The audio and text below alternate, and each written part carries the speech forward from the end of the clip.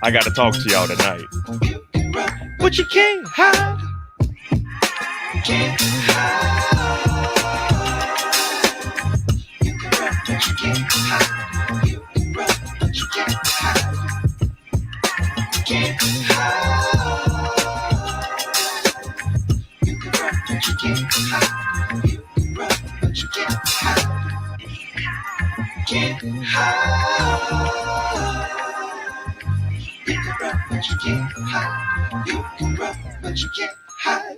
What up, what up? Welcome back to the channel. I'm Mo.J. This is the Shy episode 7 after show. And I had this song stuck in my head today. And this song I dedicate to the whole cast, everyone except for Victor. Just follow along if you know what I'm doing. Da da do, da do. Ooh, la da do, la do. Ooh, la da do, da do. The very first time that I saw your brown eyes, your lips said hello, and I said hi. I knew from right then you were the one. But I was caught up in a physical attraction. But to my satisfaction, baby, you were more than just the face. And if I ever fall in love again, I will be sure that the lady's a friend. And if I ever fall in love again, I will be sure that the ladies like you.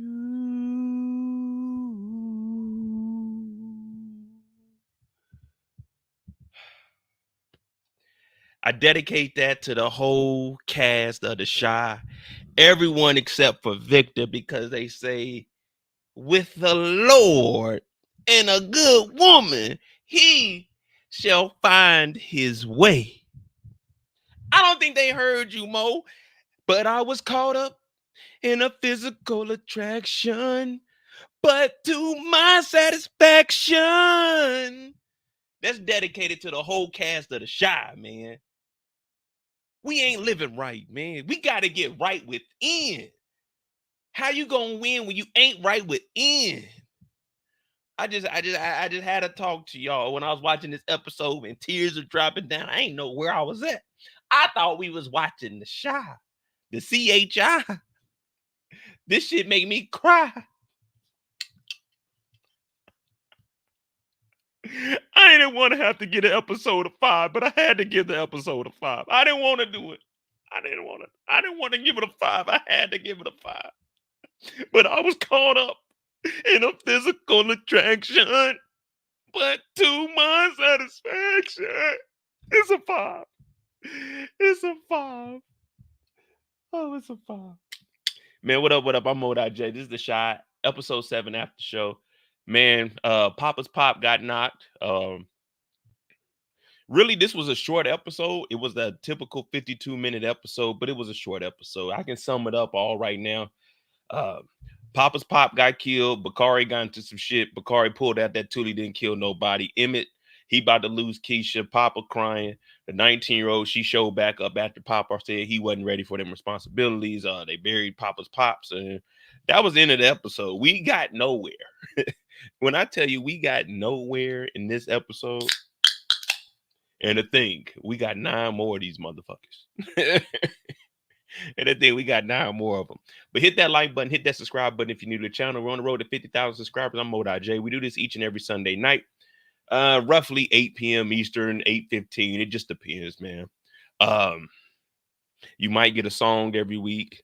You will be highly informed. But we're going to take this all the way to the beginning of the episode, and we're just going to walk it down. You know what I mean? We're going to walk it down without tying our shoes. What do you guys think about this episode? What do you think about this episode? It really wasn't much going on. We didn't really learn anything. We did find out, though, that Nina did not want to have them kids.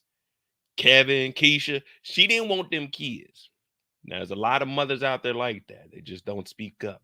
Now, she was crying about it because it's not that she didn't want her kids because she loves her kids. She's just saying prior to having kids, she didn't want kids. You know what I mean? So it's kind of tough, but it is what it is. You know what I mean? Oh, tonight we got Simply Spiked Lemonade. We got the original, just regular lemonade. Simply holla at your dog. 4 cases a month. 4 cases a month and a $1,500 check. I ain't asking for much. Shout out to the Shy, Lena Waithe. You know what I'm saying? If y'all want me to come in here and change up the second 8 episodes, holla at your boy. We're gonna take it back to the streets. R.I.P. to Papa's dad. Papa's pool pit about to be cracking this week because everybody want to hear what Papa got to say. Maisha, she hating, still ain't dropped no tracks. You know what I mean? So there's a lot of BS going on.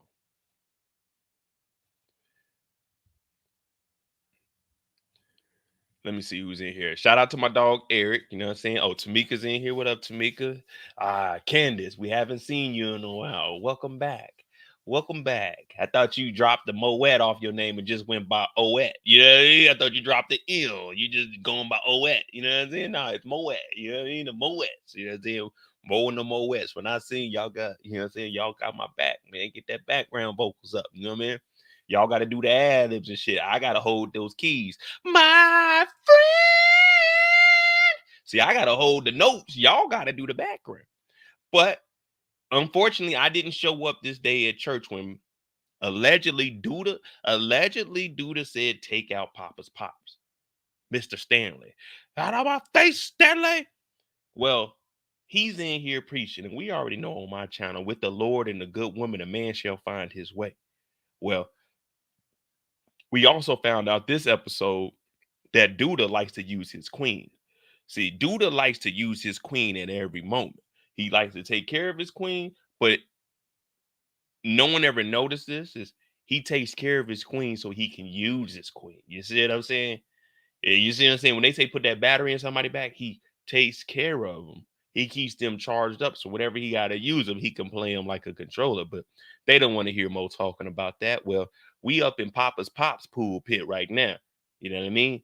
He looks over at Nook. And we know that Nook is actually getting kind of close with Kiesha. I'm saying, what the hell's going on here? Wait, Nook and Kiesha used to fuck around, but wait, Keisha's only like 19 years old, so that he was fucking with her when she was underage? Hmm. Can anyone tell me Nook's age, please? Can anyone tell me Nook's age?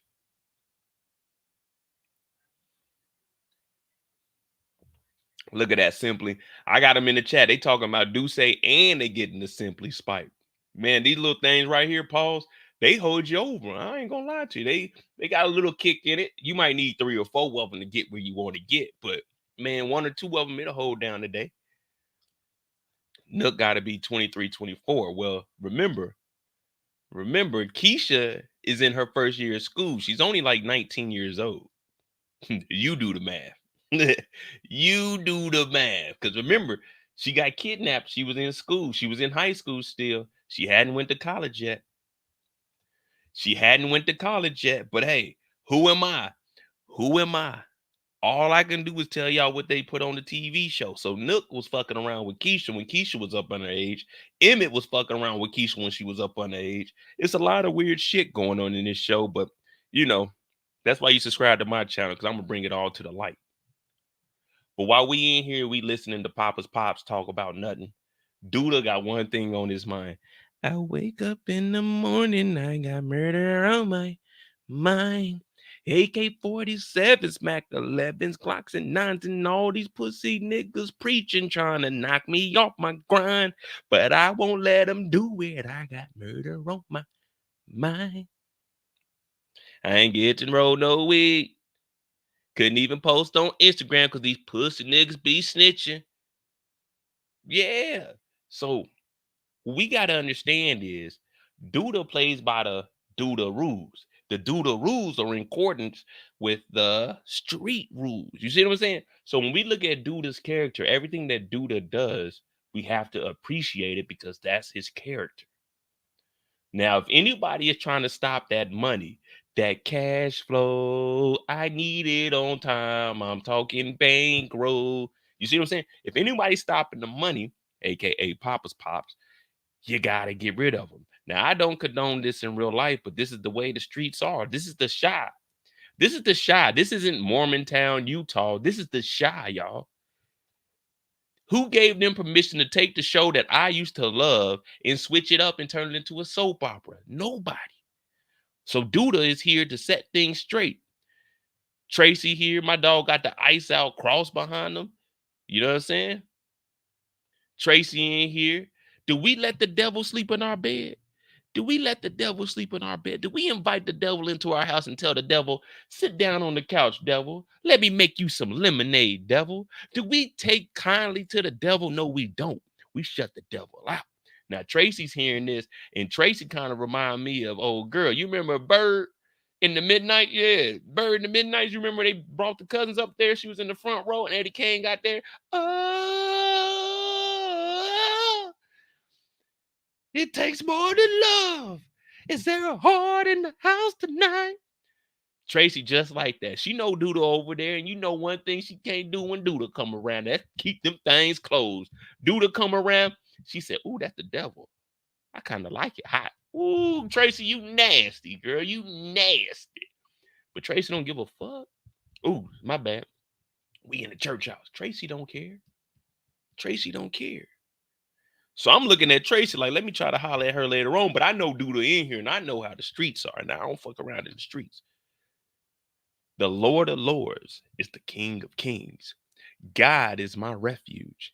And with the Lord and a good woman, a man shall find his way. I don't ever want you guys to forget that. With the Lord and a good woman, a man shall find his way. That means without a good woman, we don't know our way. I don't know what I'm doing tomorrow. I don't have a good woman in my life. I just don't know. I got the Lord. Thank you, Lord, for blessing me and giving me the talent to break down these TV shows. Lord, I just want to thank you for allowing me to watch The Shy, allowing me to watch Power, allowing me to be at my brother's house and enjoy the company of my family. Lord, if she's out there, send that good woman my way. I've been living too long and I haven't found my way, Lord. I haven't found my way. I haven't been living right. I ain't eating right. I ain't sleeping right. I ain't hydrating correctly. I'm over here drinking the devil juice, Lord. Send that good woman my way, Lord. Please. If there's a special somebody out there that ride or die, Lord, send them my way, Lord. Until then, Mo can't find his way because with the Lord and a good woman, a man shall find his way. Now, I don't make these things up. All I can do is relay it to you. You got to thank the man above for giving me this voice to speak to you all. Now, I'm not preaching. I'm just telling you that if Douda drops off a couple of bands to your house, you need to do what Douda do, or Douda gonna have somebody do you. You can pause that. You can do whatever you want with that. Just know you're gonna get done if you don't do what Douda wants you to do. You know what I mean? I ain't making none of this up. What up, Jasmine? Jasmine, we just in the church house right now. We in the pool pit. Talk to him. Take your time, Pastor. Take your time. We ain't making none of this up. This is what they showing on the screen right now. The ceiling is falling down, but guess what? With the Lord's strength, when you were in the Lord's house, it don't matter what it looks like in there. This church is the true definition of come as you are. My man got the iced out cross in the church. Mm. I'd rather have Jesus than silver and gold. I'd rather have Jesus than silver and gold. Yes, Lord. Then we got a Black Panther in here. We got us a revolutionary right here. Mr. Nook. Mr. Nook then came in here. He done sat down. Mm-mm-mm. We are part of a rhythm nation. Yeah, he was in that. You remember that? You remember she was out there and they were doing this shit. We are part of a rhythm nation. You know what I mean? You know what I mean? He ain't playing around. He got the anchor on too. Lord bless him. He looked at Nook and said, Nook, take care of that. Nook said, say less. Say less. What did Nook do? Went straight to the house. Roughly 9:15 p.m., man. Mm-mm-mm. 9 p.m. 9:15 at that. Now we see Papa pulling up with the hoodie on. Mm. Typically, when we see hoodie on, we thinking hoodie mellow, somebody about to go hooping, or universally putting a hoodie on, we think slide.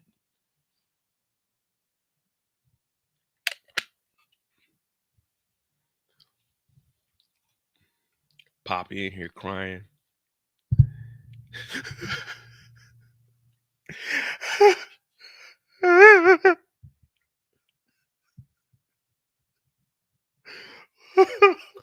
Why did you take my dad away from me?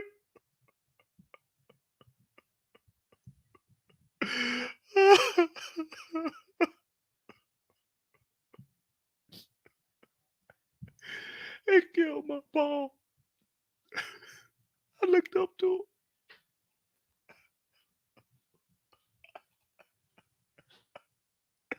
him. They took my paw.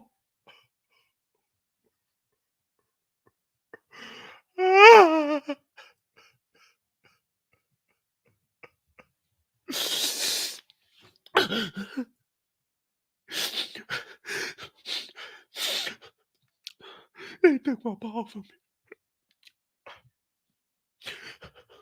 Give me a second.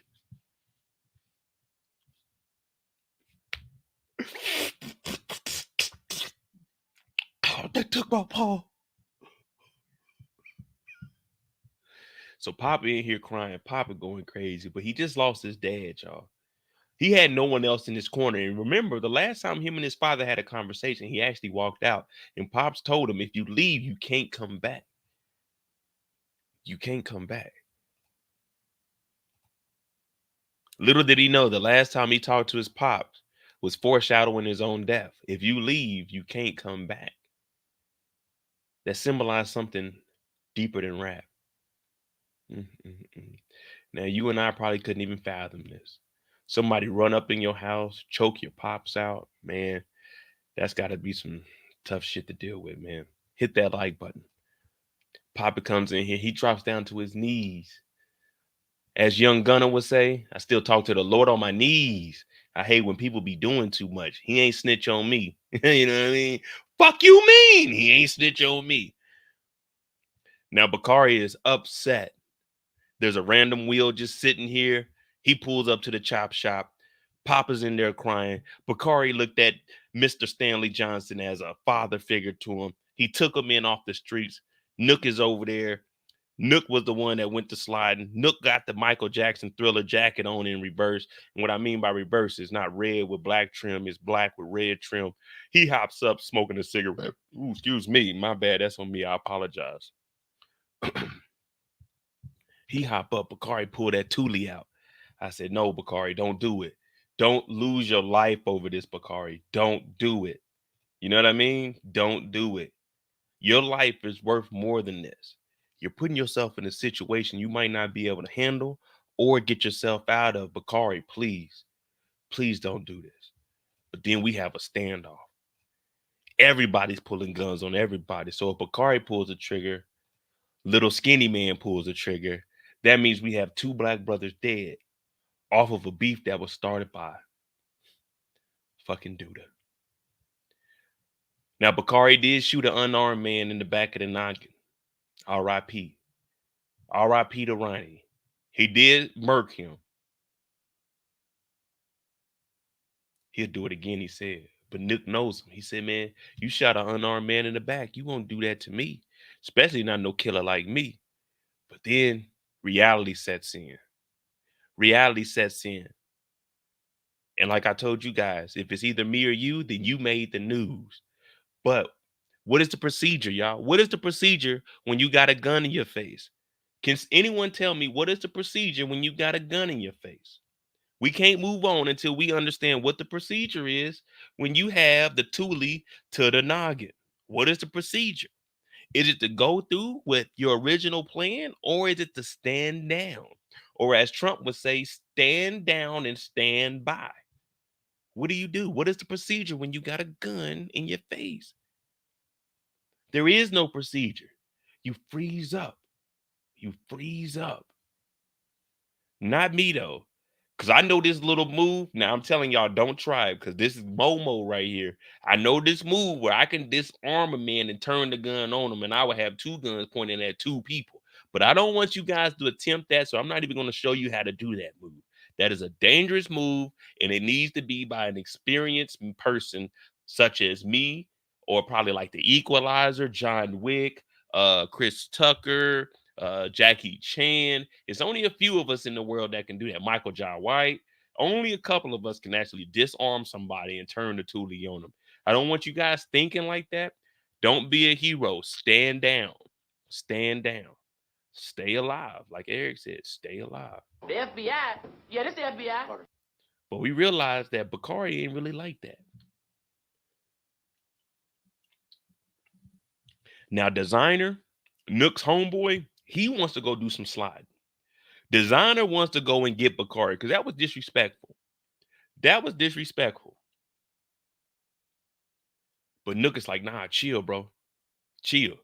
Because you got to remember, he still got the guns that he gave the shot. Now, they can't lose the guns and lose the money that they're going to be moving through the church. You see what I'm saying? So Nook is actually looking out for the organization, but Designer over here, he don't care. Designer wants to pull that thing, and I'm like, hey, yo, pause that. Chill. Papa ain't left the church yet. He's still in here crying. Mm. His homeboys pull up, Kev and Jakey Jake. Now, Kev, you remember his mom was crying. His mom was telling Kev, stay in Chicago, make it happen in Chicago. The very next day, Papa's pops is getting choked out. He hangs out at Papa's spot sometimes. Well, not that he got his own place, but now you see why I've been telling Kev and encouraging him to get out of Chicago. If you have a chance to get out of Chicago, get out of Chicago. R.I.P. to Duck. Them lames went and killed him. He could have got out of Chicago. He knew that there was money on his head. He could have got out of Chicago. R.I.P. to Hill. But don't stick around, man. Don't let anyone tell you, oh, you a pussy, you a bitch, because you leave the city. Life is so much bigger than the city you were born in and raised in. Go see the world. Kevin's trying to take that opportunity, but it ain't that easy for everybody. Everything that Papa has is right here, and he lost the only person that was in his corner, even though they had their differences. He still knew that his father was his father. And he knew that his father always had the best interest for him. Even though he told Papa, if you leave, you could never come back. Papa could come back and return because that's the way his father is. Now they say the Lord forgives, Mo don't. The Lord has mercy, Mo don't. You see what I'm saying? The reason I don't is because I know the Lord does. So it's not up to me to judge you and have mercy on you. You see what I'm saying? That's not my job. That's the Lord's. They say, can't nobody judge you. Can't nobody judge you, Papa. Let those tears out. You got your two friends right there, your two brothers. Even though one went behind your back to smash Maisha, it don't matter. Those are your brothers. But it's these moments that kind of make you realize those that are around you aren't really there for the best of your interests.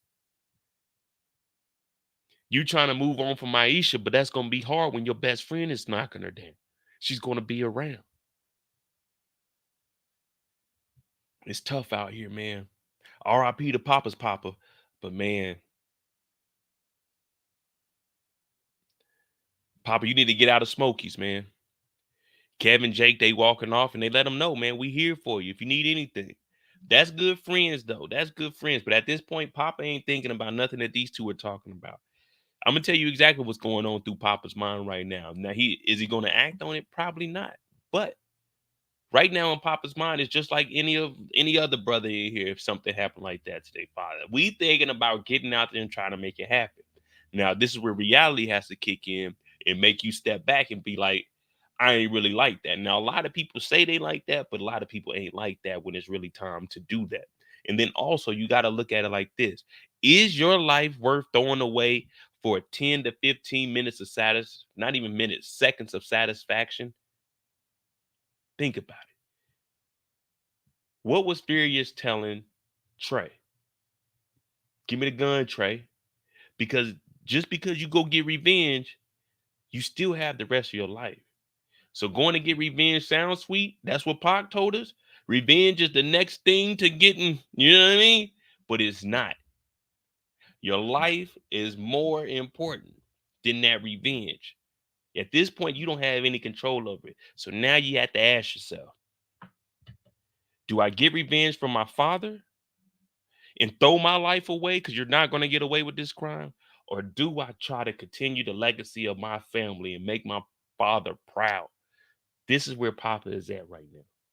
This is where Papa is at right now. These two don't understand anything about it because they haven't lost anyone this close. Papa and his dad, up until now, they've always had that close relationship. It was the end of last episodes where they kind of went, saying they kind of had a wedge in between the two, but they came closer over that podcast. So Papa, he just gonna have to sit here and cry it out. Now it's gonna be tough for him because there's gonna be a lot of memories. The whole church. Is Papa gonna take over the church? Is it really gonna become Papa's pulpit? And that's his calling to be a preacher in the city of Chicago. Take over where his father left off. They're about to graduate. He can go off to school, come back and be a pastor. But there's a lot of things in his mind that he has to contemplate right now. But we need to remove going to get revenge off that plate. That is not an option. It sounds good in the mind, but in reality, it won't work. It won't work. Bakari shows up, and of course, Papa's mad because he knows the people that did this had something to do with Bakari. But Bakari is saying he was like a dad. I ain't have nothing to do with this. Papa don't care because this ain't your dad. This ain't your dad. But this is the early stages. Bakari had to show his face because he didn't have anything to do with it, and he had to make that clear. But Papa don't care. He just knows that the ones around you are the ones that caused harm to my family. It's sad.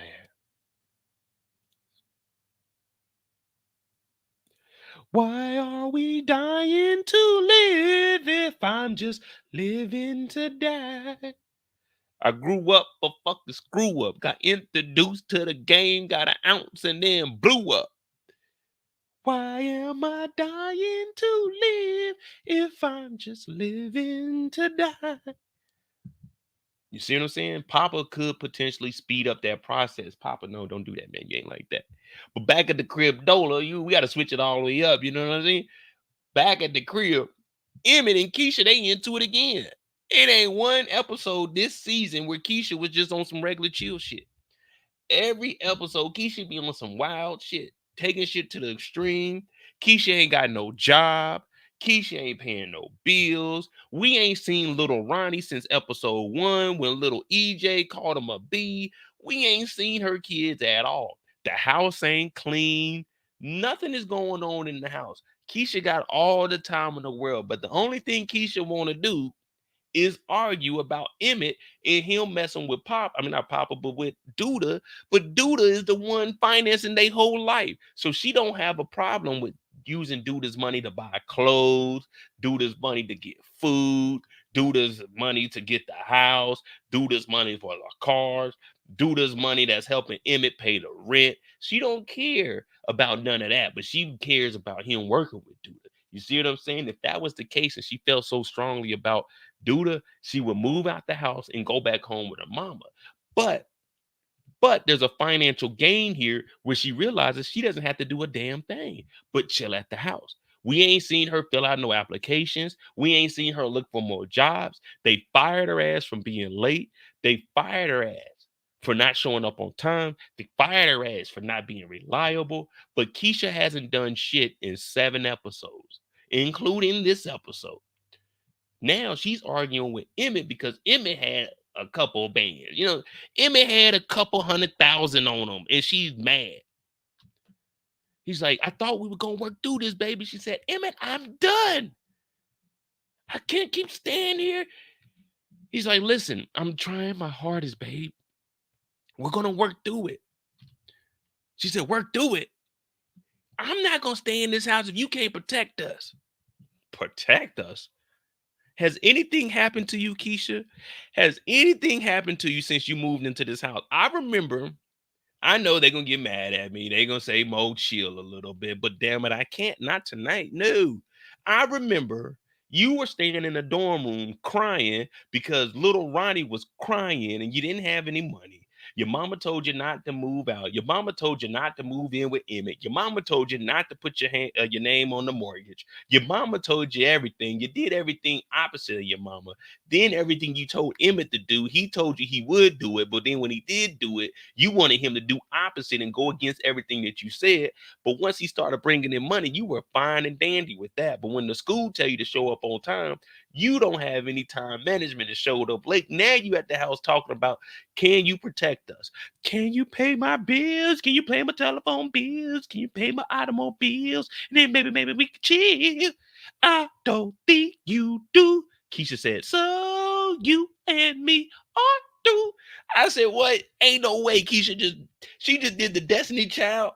She just did the Destiny Child on Emmett, but she couldn't do the scrubs. She couldn't do the scrubs because Emmett ain't no scrubs. Emmett owns Smokey. She ain't got no job. She no job having ass Tommy talking about Emmett and can he protect the crib. Man, Emmett got that toolie. What you think Emmett went and got that gun for? Protection? Oh my goodness, Kiesha, come on now. She talking about I'ma leave unless you can protect us. Then little EJ come downstairs. What are you guys arguing about? Kiesha, where are you going? He said, EJ, get to your room, man. Get to your room. Kiesha ain't doing nothing but trying to tear apart the black family, man. I don't know about y'all, but Kiesha has been annoying every single episode.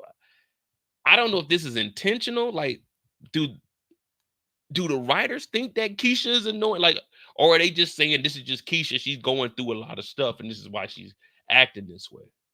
Because I don't think that this is fair for Emmett. She's never gave Emmett a day to just chill. Every day Emmett is working, trying to survive without getting slapped up by Douda. If it was that easy to drop the money off with Douda, he would have done that by now. But we all know it ain't that easy. Now, this is another situation where I tell the young men, even the older men, don't let your woman get you in a situation to get your ass kicked. You hear what I'm saying? You hear me? Don't let your woman get you in a situation to get your ass kicked. I haven't seen it happen before. Lady get into it with a guy when they always say, man, if a man is arguing with a woman, he lame as hell. Why is she even arguing with the nigga in the first place? But I seen her get into it with a guy, and then the boyfriend come over there, he get his ass whooped, and she go home just fine. He got his ass whooped over some shit she got him into. If life was that easy, then Emmett would be from up under Douda, but it ain't that easy. It ain't that easy. It ain't that easy. And Kiesha don't understand the way the streets operate because Kiesha is going behind Emmett's back and she's fucking with Nook. You know that Nook rolls with Douda. Why are you meeting up with him to get any kind of information? Are you going to slide?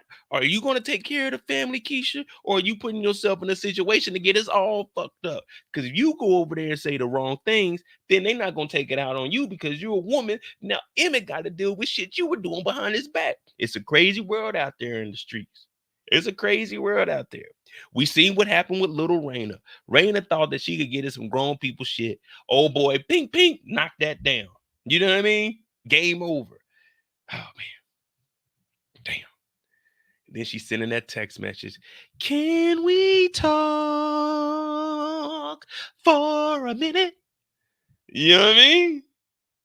Can we talk? Damn. Man, y'all hit that like button, bro. Y'all hit that like button, man. I'm about to go turn the AC up a little bit, man. I'm gonna have to turn the AC up a little bit. It's getting hot in here. I ain't got no prayer cloth on me. It's getting hot in here. And I ain't talking about a Nelly song. Shout out to Nelly Mo. Well, Jake's still trying to figure out what the hell's been happening at the crib. Now, we all know what's going on. The feds came a knocking. The FBI. Yeah, this the FBI. And they know that he has something to do with Q. Now, I'm not saying he killed Q, but he has something to do with Q. And I'm talking about dropping a body off. Now, Jake still wants to know what's going on in the household because he's about to be an adult, an 18-year-old.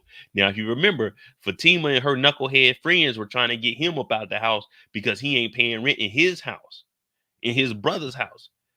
I don't know if you guys remember. Hey, be clear. This my daddy house. What movie is that from?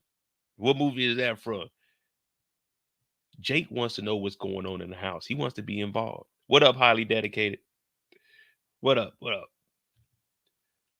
So Victor does what Victor does. Jake is saying, listen, you a street nigga, ain't got no mind. That means you got to stick to the code. That means you can't go in there and tell nothing to nobody. Even though we know that Victor already told Rob that Douda did what he had to do. He also told Q, I'm not Q, well, yeah, Quentin. He also told Fatima. And now Jake is like, man, they elected you because you were an attractive man and you told the truth, even though he hasn't told the truth. There's two things he hasn't told the truth, though. He hasn't told the truth about the murder, and he hasn't told the truth that he's gay. Even though everyone knows that he messed with trans, he's never told the truth that he's gay. We just all know, you know what I mean? But he never told the truth about that. So that's two things he never told the truth about. And we know that 3 out of 10 niggas is real niggas. I'm a real nigga. We trying to find out who the other 2 are. And I can go ahead and tell you that Victor is marked off the list. He is not one of the real 3. You know what I'm saying? He is not part of the big 3. I'm one, and then we trying to find the other 2. He tells Jake, listen, it's the same story every time too. So we don't have to worry about his story being straight when he goes down there and confesses to the FBI about what actually happened. I'm gonna tell. I was riding with Douda and I heard a noise in the trunk. We pulled over and I seen Q in there. Now I didn't kill him, but Douda did. I just helped get rid of the body. You can't tell anybody this, Jake. Why would you tell a 17-year-old this? Why would you tell a 17-year-old this? Councilman. And this is the guy y'all elected. Now, I didn't vote for Trigg, but this is the guy y'all elected. I wasn't voting for a dude named Trigg. I'm sorry. I've been saying that for the last 7 seasons. I'm not voting for a guy named Trigg. Trigger what? Trigger happy? Trigger man? I don't care. Trigger nothing on my block. But he tells his 17-year-old brother, or I don't even know if Jake is 18 yet, but he tells him, yeah, man, I caught a body about a week ago. Now, Kiesha goes off to therapy. Well, not therapy yet. Damn, she goes to see Nook. I forgot. She texts Nook, can we talk? Now, Nook is getting his line up. You know what I mean? Ain't nothing better than a fresh fade. You know what I mean? Get your beard touched up. Get you a little fade in. You know what I mean? Hit the liquor store after. Go to the crib. You know what I'm saying? Take a shower. Hop in the shower. Get your do-rag ready. You know what I'm saying? Lay the waves down a little bit. Chill a little bit. Crack one open and do your thing. But it's a little bit of a different situation when old girl that you used to mess with pulls up on you at the barbershop. You know what I mean? You know what I mean? Now, this is instant action. This is this right here is what Tyrese was saying for the women. This is the men's version. Remember, Tyrese was trying to sell that dress. You could go straight to work and happy hour right after that. See, he's at work, but he's getting his fade. He could go right to happy hour after this. But Kiesha wants to ask some questions. Now, Kiesha ain't got no job, so Kiesha got a lot of time on her hands. The kids, we don't know who's watching them or not.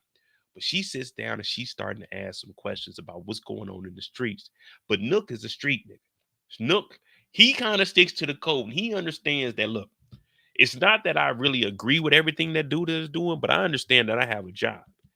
And if I want to stay alive, I know what's best for me is to do what Douda wants me to do. But Kiesha doesn't understand the streets. Kiesha thinks that life is just sweet. You know what I mean? Kiesha thought that she could show up for her first day of work late and be okay with that. You see what I'm saying? Keisha's mind isn't all the way there because she has a lot of other shit on her mind. They say that she's going through a depression moment. You know what I mean? She's still recovering from everything that happened. Or in the words of Little Dirt, she's almost healed, but she's not there yet. But Nook ain't telling nothing. And that's good because I was like, okay, Nook, you got the iced out Cuban on. I see you. Them VVS diamonds or what them SL, you know what I'm saying? What are them SL? You know, what are those? You know what I mean? SI diamonds, what are they? But we know that he got the iced out on. You know what I mean? It's the same chain that Bakari wore to to prom. But Kiesha doesn't get any answers. And Kiesha used to mess around with Nook when she was like 17, 18, maybe even 16. I'm not even sure how old Kiesha was when she messed with Nook. But I think Keisha's like 19, maybe 20 now. You never know. You never know. But over here, everyone's trying to get things together because RIP to Papa's Papa. RIP to Papa's Papa. Because you remember,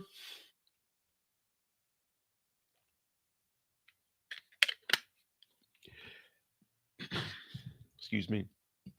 You all remember there's a community center called The Rock? Put a 3 in the chat if you remember the community center called The Rock. Put a 3 in the chat if you remember that. Let me go turn this AC up real quick. But yeah, put a 3 in the chat if you remember The Rock.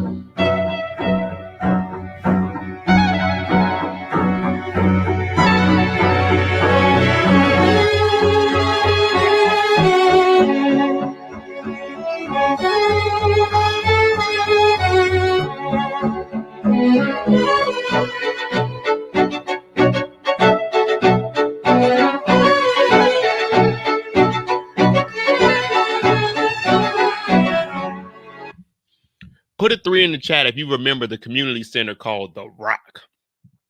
Now, I don't know if that's ROCK, ROC, but there was a place called The Rock.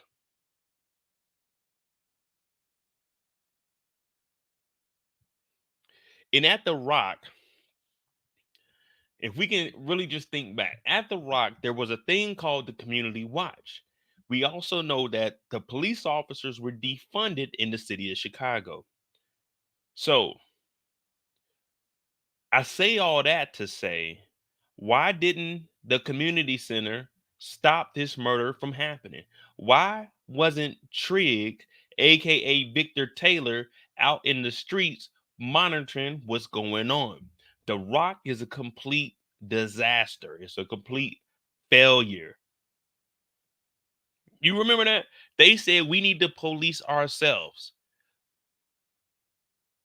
We're seeing a lot of bodies dropping in this community.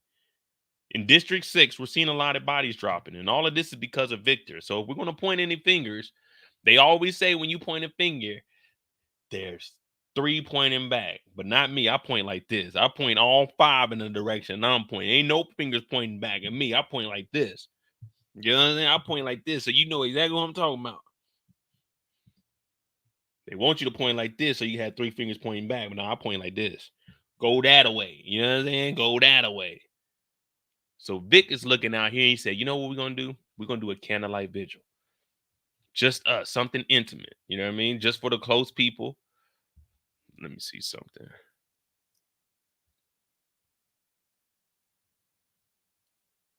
So it was a total voters, 1.4 million in precincts in Ward 28. Total voters in the ward, 34,000. Well, it looks like Victor and The Rock have been letting everyone down. Now,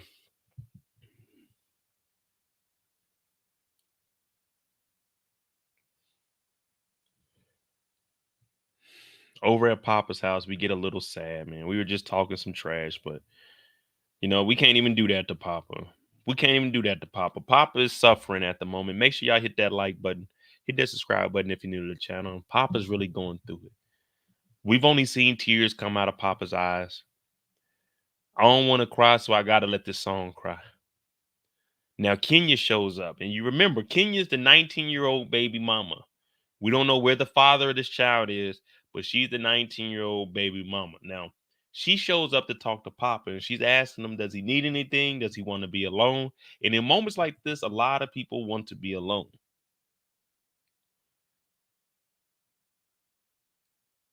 A lot of people want to be left alone. Papa's in here, and you could tell that his parents were older. You got all the plants back there. You got all the pictures on the wall. Let me see. Is that Black Jesus? It looked like Black Jesus up here. What else they got in here?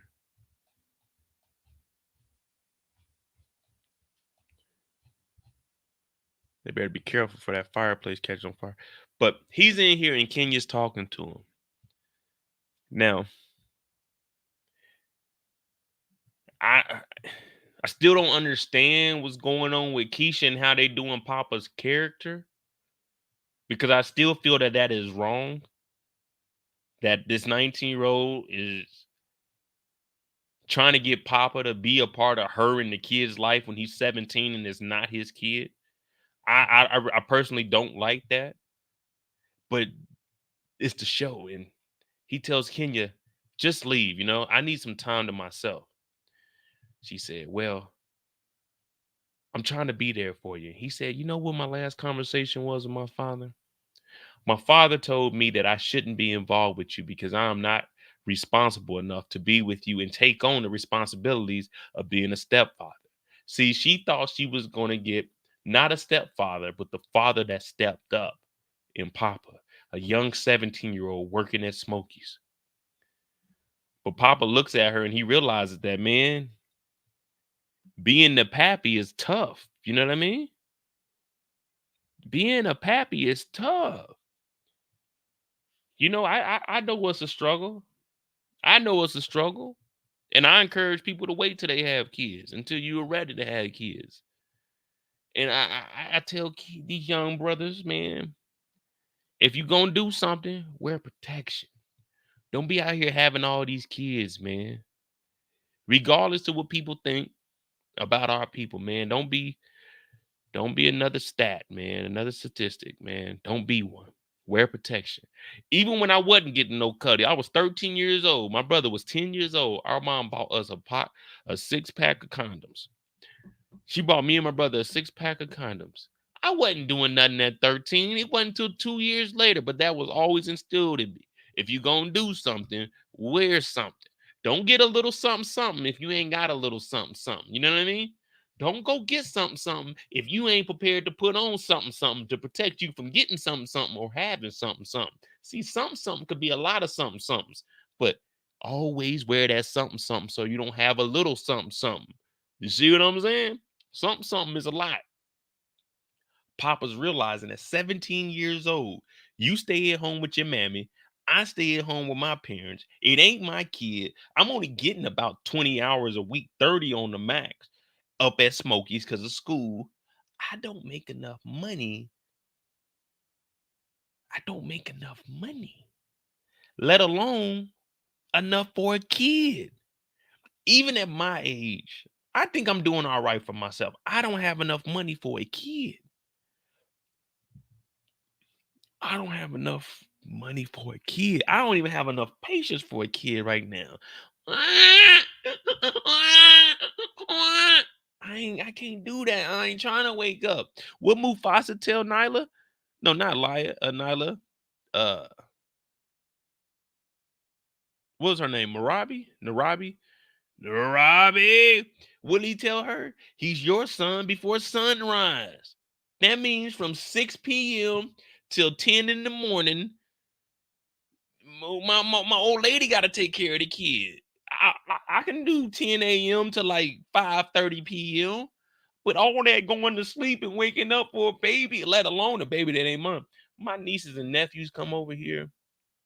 When I used to watch my nephews down in Georgia, they waking up at 6, 7 in the morning. Man, I'm a G. I ain't getting up till about 10. I got to worry about feeding somebody else. I got to worry about putting them in the bath. I'm like, no. And Papa's 17. Papa's 17. He looked at her and said, Kenya, you know, I mean, I'm just going to be real with y'all. I'm just going to tell y'all how it is in these streets out here, man. I'm just going to tell y'all how real it is out in these streets. Papa ain't even got none to be trying to be a stepdad. He ain't even get to sniff it or nothing. Papa hasn't done anything that would indicate that he is ready to be a steppa. I don't even know if that, I don't even know what the, I don't even know what the motion in the ocean feel like. You know what I mean? I ain't even get steppa. Steppa. Hell no. Steppa.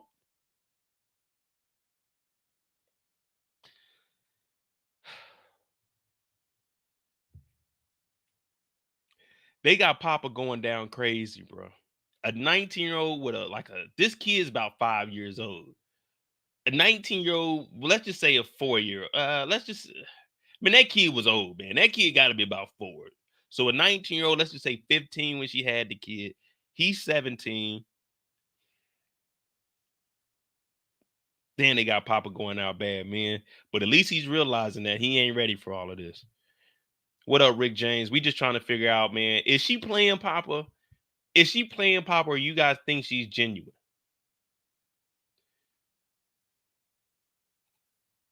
You know what I mean? What y'all think about Kenya? She gonna be legit? Because it looks like they gonna have Papa being the father that stepped up.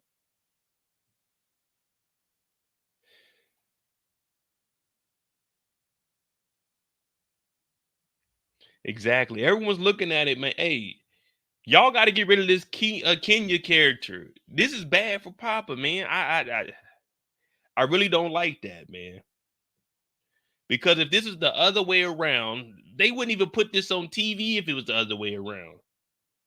You know what I mean? A 19-year-old dude with a kid talking about, hey, you being all like, man, niggas would be upset with this. You already know the Shade Room will be posting the Shy is facing backlash after having a 19-year-old man wanting a 17-year-old to be the stepmother to his kids. Like, come on, man.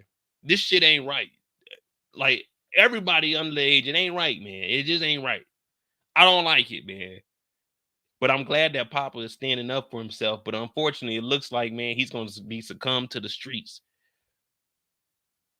She looking at him like she upset. If you don't get your adult ass out of this minor's face, you have a kid. Who's watching the kid, Kenya? You need to be at work, Kenya. Pull-ups ain't cheap, Kenya. You need to be finding the father of your kid, Kenya, and telling that nigga to help out, not Papa. Papa is 17 years old. Unless they're trying to show us that grooming goes both ways,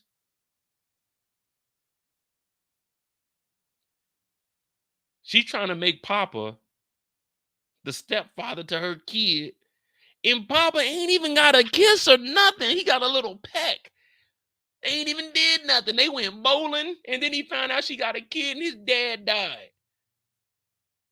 Damn. But he kicks her out, man. Look at Papa's pool pit.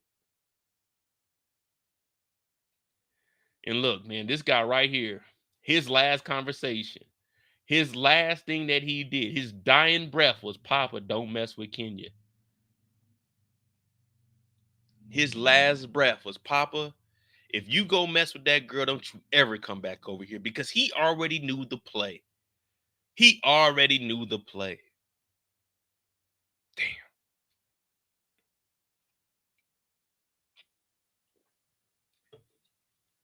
Now, good old Kiesha.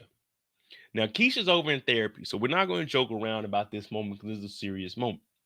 Kiesha has been going through stuff. She has some past traumas that she dealt with. Season 4, that whole season was trauma for her.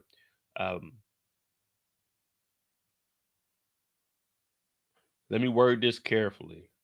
Matter of fact, I'm not even going to say anything about it. But during this depression moment, she ended up having little Ronnie because of what happened to her when she was kidnapped. So she's going to therapy to actually try to get some help from a professional. Not from y'all, but from a professional. Now, when I say professional, I'm talking about like me, Dr. Phil, Oprah. Let me see who else is out there.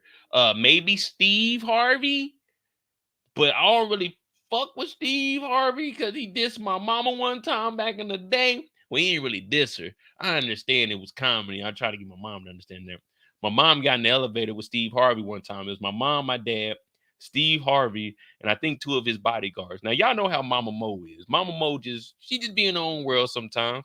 She got on the elevator with Steve Harvey and his security guards, and she looked. Now, to me, the story is funny. You know what I mean? To me, the story is funny. She looked, and she said, damn, what are these, his bodyguards? And Steve Harvey made a comment back to my mama. He said, no, they my mama. I said, hey, man, Steve, I ain't got no issues with you, but hey, man, you ain't gonna talk to my mammy like that, nigga. Goofy ass Steve Harvey. Shout out to Steve Harvey. Think like a man, huh? Act like a lady. Think like a man. Keisha's in therapy. Keisha's in therapy and she's talking about everything that's going on in her life. Now, I wasn't really paying attention to this conversation because I'm gonna be honest with you, I personally didn't care. So I really don't know what's going on, but if I can guess, she's just talking about all the traumas. I know she mentioned Emmett a little bit and how Emmett brought some bad things into the house. Now, Emmett brought some bad things in the house, and we're talking about the money, the bag of the moolah, and the cash flow, them dollars, them dineros, them yens, you know what I mean? Them euros, them pounds, them bots, you know what I mean? The money. He brought the money in. But she doesn't tell the therapist that the house was bought by Emmett with the orders from Douda, from Douda's who? Realtor. So she doesn't mention anything that she's benefiting from. She only brings up the money. You see what I'm saying? A lot of people leave the truth out of the truth.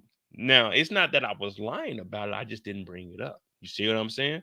Now, if you're going to be completely honest, just like we were talking about Victor not telling the truth, Victor he hasn't admitted about that murder, and he hasn't admitted that he's gay.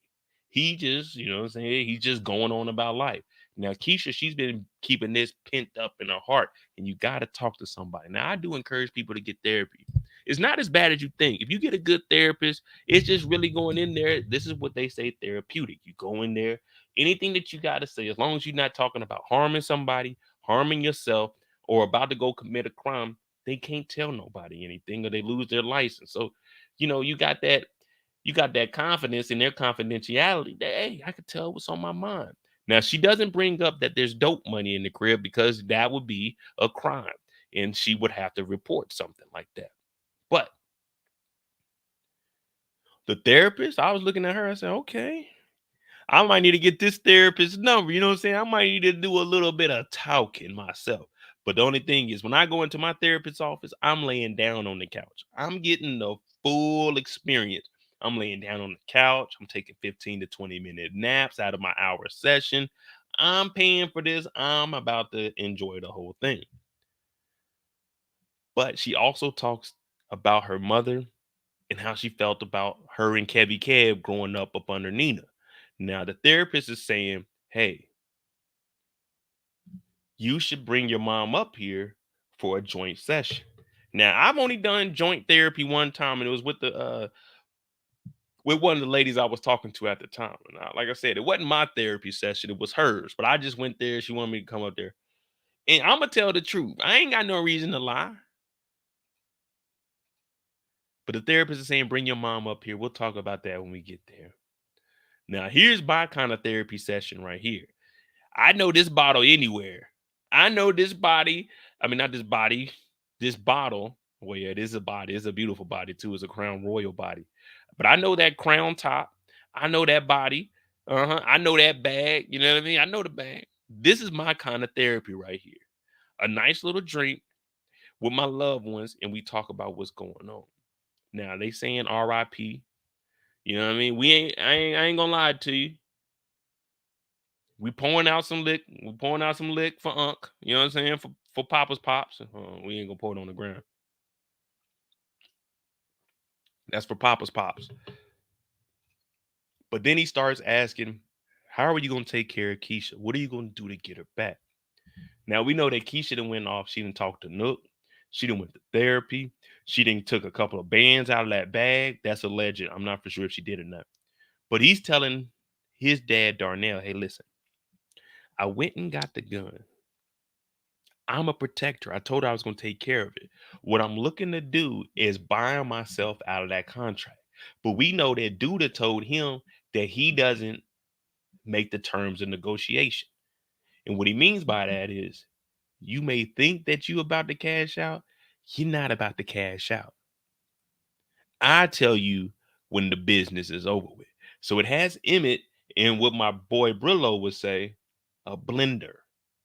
A blender. That means you put some, you know how it is. You put some in the blender, put a little bit of ice in here. Let me put some strawberries, some pineapples. Do I got any mango in here? Put a little bit of mango in there. Yeah.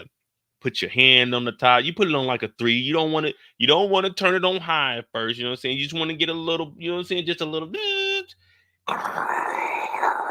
Yeah, and then once you break down that ice a little bit, then we're gonna take it from a 3 to like a 6. And that's when it's gonna start getting crazy. So you might want to two-handed pause it, but that motherfucker get to shaking. That means you in the blender. That means you gonna get fucked up. You know what I mean? That's what a blender means. You gonna get fucked up. You mix in all the ingredients, put it in the blender, you're gonna get fucked up. So he's talking about he's going to buy himself out of this contract. Not to mention, he still has Smokies. He got Smokies New York. We don't even know what's going on in New York. So is he going to be able to buy his way out of this? Hell to the no. Because Douda could easily say, well, if you buy yourself out of the contract down here, then you still got to pay for everything that I did in New York. You see what I'm saying? You're going to have to sell your stake, well, your half of that to me. That's just how Douda plays. So the streets are a little bit different. Now we hear Maisha. Maisha in the studio. She's supposed to be in the yo. Now I've been on her head. Shout out to Maisha, but I've been on her head because she ain't dropped no more tracks, man. Maisha got one song. We ain't heard nothing else.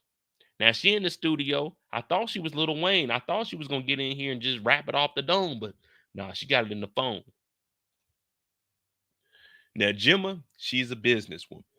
I don't know if you all remember, but Bakari has a sister who just randomly popped back up and was freestyling over that motherfucking Kid Cudi beat. Was it a Kid Cudi beat?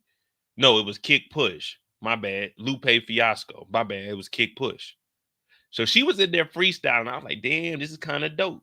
But she was also pushing up on Gemma a little bit. Now, Gemma didn't really recognize that because Gemma, she about them Benjamins.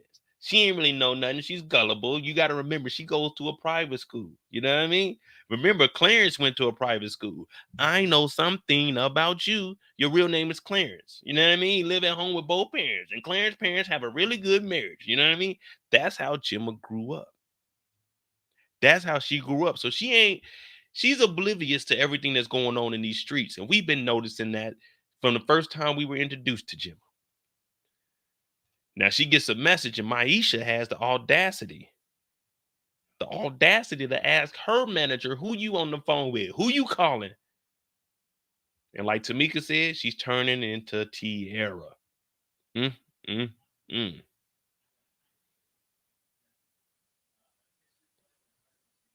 She said, who are you on the phone with? Gemma turned around. That little wig that Gemma got on, she flipped that shit back. Press the button, Dante. Dante hit the button. Who the fuck are you talking to, Maisha? Maisha said, who you on the phone with? She said, I'm on the phone with Bakari's sister. Bakari's sister? But we knew that y'all gonna be mad at me. Y'all gonna be mad at me. But we knew that Maisha was a hater last week. We knew that Maisha was a hater when she made the diss about Papa. We knew that Maisha was a hater when Papa was the one that put her on the platform. Maisha basically pulled a bag the stallion on Papa. Papa was the one that discovered this bum. If it wasn't for Papa, there wouldn't be no Maisha. If she didn't get on Papa's pulpit and drop that freestyle, there would be no Maisha. Then she had the nerve to diss this nigga on a track. Then go behind his back and fuck his friend.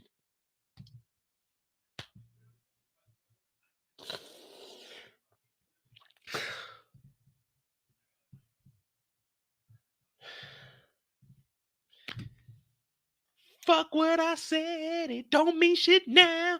Fuck all those gifts, might as well throw them out.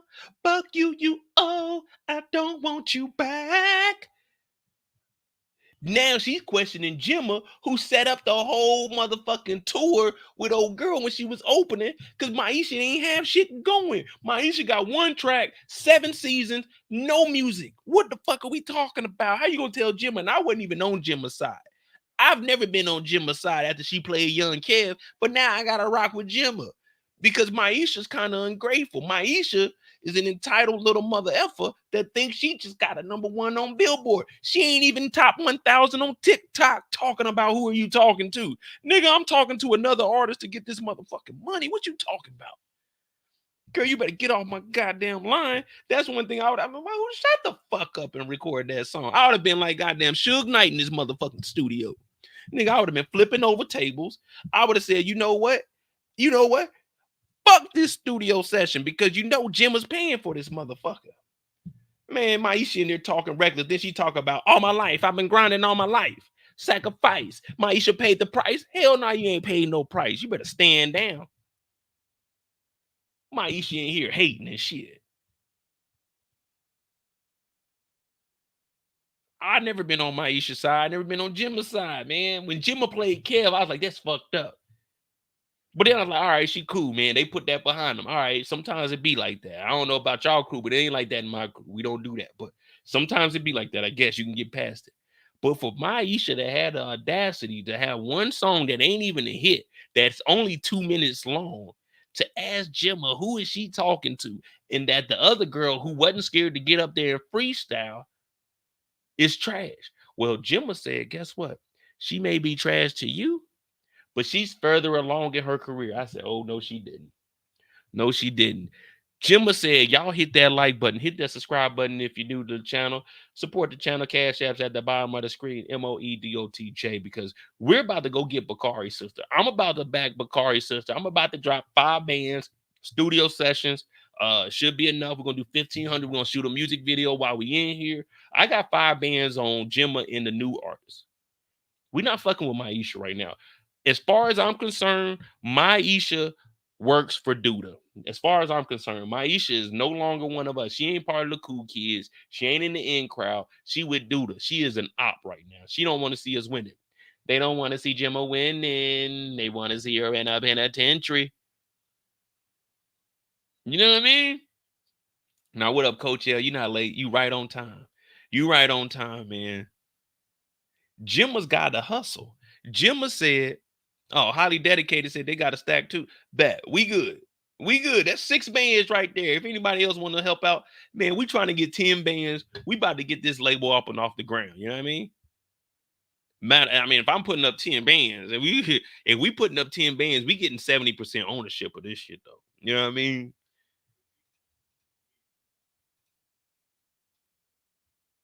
Damn.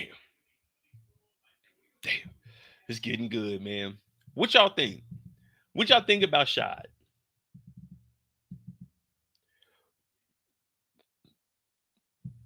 Are they gonna have Shy going out bad, or is Shy actually getting right?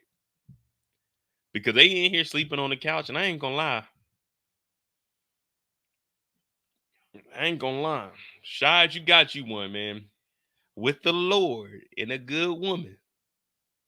With the Lord and a good woman, a man shall find his way. Let me tell you something. I don't care what nobody say.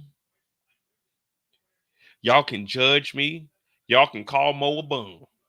But when I tell you Shad is winning in life, Shad is winning with the Lord and a good woman that got a check. A man shall find his way. Everybody put won't he do it in the chat. Put won't he do it in the chat. Because if I could live like Shad, ooh, wait. Ain't nothing better than coming home after a long day of not having a job and being able to just sleep on the couch and get no blowback. Pause. Whew. Whew. What up, Queen? Queen says Shad is effing up. I don't know about y'all. I'm looking at this a little bit differently. I'm looking at this differently. I think Shad is winning. I think Shad is winning. They always told me with the Lord and a good woman, the Lord and a good woman, a man shall find his way. I'm just saying. Said the Lord didn't die for that. I mean, if we just being honest, the Lord, I don't like getting into religion or nothing, but I'm just gonna let y'all know, man. The Lord was hanging out with a prostitute. If I had a, I'm not even gonna use me as a hypothetical because we're not even about to put that on my channel. If there was a clone me, just say in another universe, there was a me sitting on the couch right now with a P, prostitute teasy. If I was sitting here with her, y'all would be like, Mo, what are you doing? Mo messing with prostitutes. Y'all would assume that I'm here with her because I'm messing with her. No, I'm not. I'm just doing like the Lord did. I'm just helping out those that are less fortunate. That's all. That's all I'm doing. That's all I'm doing. I know Moses, he went up into the mountains. Moses came back down from the mountains after talking to the Lord with the 10 commandments. And they told us this. They told us not to praise anything besides the Lord. That means money, food, jewelry, none of that. So Shad not having any money is just living the same way the Lord lived, off the land. And they say, with the Lord and the good man, a man shall find his way. Well, he's finding his way because he's off the streets. He gets the gun to protect his woman because they said that the man is the sole protector. He grabs the gun. Someone tries to break in the door. Click, clack, bow. We get to the shotgun. Bing, bing, bing. She's, oh my God, who's there? He said, who's there? Get away from here. Someone tried to break in the house. Now, I don't know if y'all know, but there's this little rapper by the name of DDG. Shout out to DDG. But somebody broke in DDG's house. They didn't steal nothing. They broke in his house and slapped the nigga and ran out of his house. This is a true story. Where was Holly at? Where was Holly at? Where was Holly at? He got his house broken into and someone slapped him. Where was Holly at to protect him? Yeah, she may have more money than him, but he did to protect him. He ain't protect shit because they ran up out of there. But I'm just saying. Matter of fact, let me find that.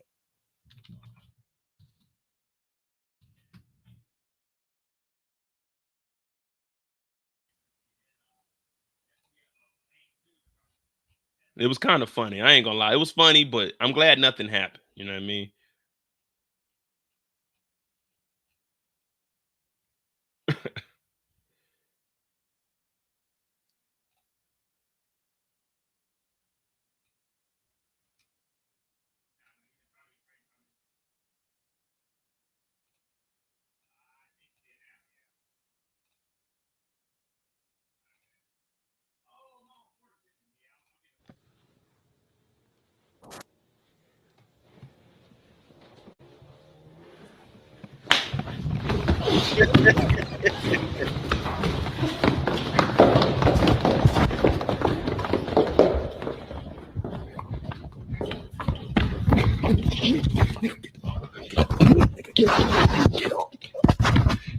Hey, it's crazy. They broke in his house with a Givenchy sweater on. Givenchy, nigga, God bless you, and slapped the hell out of him.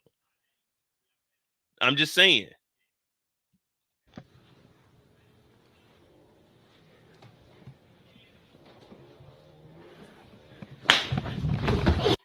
Now, just think about it. Just think real quick. If he didn't have that shotgun, even though she's scared, if he didn't have that shotgun, someone could have came in there and slapped the hell out of him. But what happened? I know everyone's saying the Lord didn't die for him to not have any money, but luckily for him, he didn't have a job because they would have broken to the house and they would have did Lord knows what to her and to the house. So luckily, the Lord had a plan for Shad, which was unemployment, so he could protect the house. Won't he do it? Won't he do it? Won't he do it? He ain't always there when you want him to, but when it's time for him to be there, he will be there. If Shad had a job and was out working instead of being unemployed, if Shad wouldn't have took those guns to make a little bit of money, this house would have been ramshacked. So with the Lord and a good woman, a man shall find his way. Shad found his way. He's a protector. Now they always talking about you got to be a provider, Mo. Well, he provided security this night, and everyone's clowning him because he doesn't have a job. Yeah, he may not. That may not be a strong point having a job, but he was on his p's and q's. She was sleeping. She didn't even know nobody broke in. See now, Nakima, now you messing with my dog's integrity, my dog's pride. Talking about get a job at Smokies. Man, I ain't working at Smokies. You think I'm about to be working for Papa? Hell no. But Shad, yeah, he just got out of jail, so he definitely need one. But Bay, she's upset. Where did you get that gun from? He said, listen, man, I'm getting rid of him, but I'm not living that life no more. Look at his clothes. He did all of this with a belt and a shirt tucked in, a button down and the motherfucking button down tucked in and some slacks and some loafers.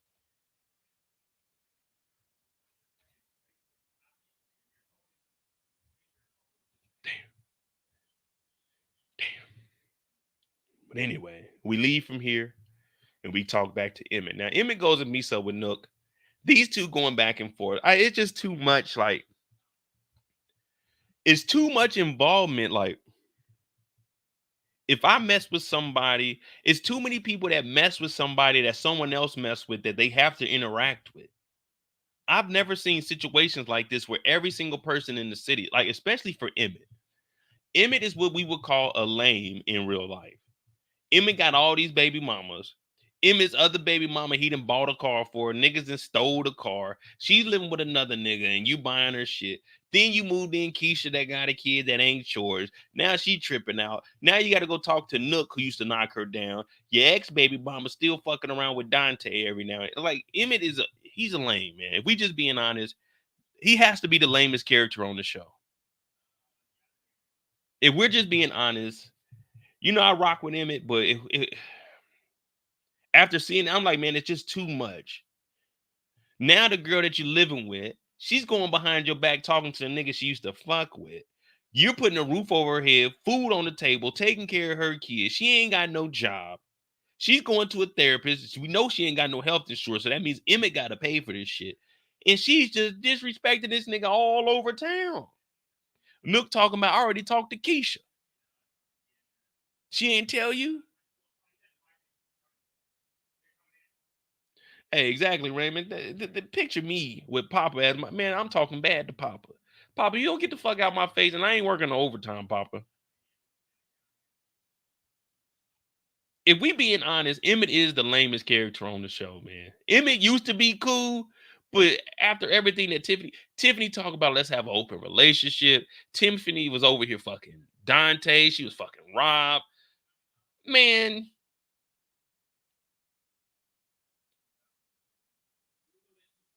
she put him through all of this stuff, talking about let's have an open relationship just to leave the relationship open.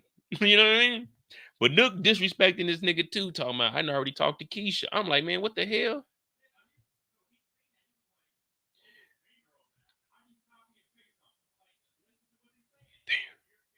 Hey, what y'all doing for real? What y'all doing if your significant other, if their ex told you, oh, I already talked to him, we good. She ain't tell you about it, or he ain't tell you about it. Oh, she did fuck the massage therapist.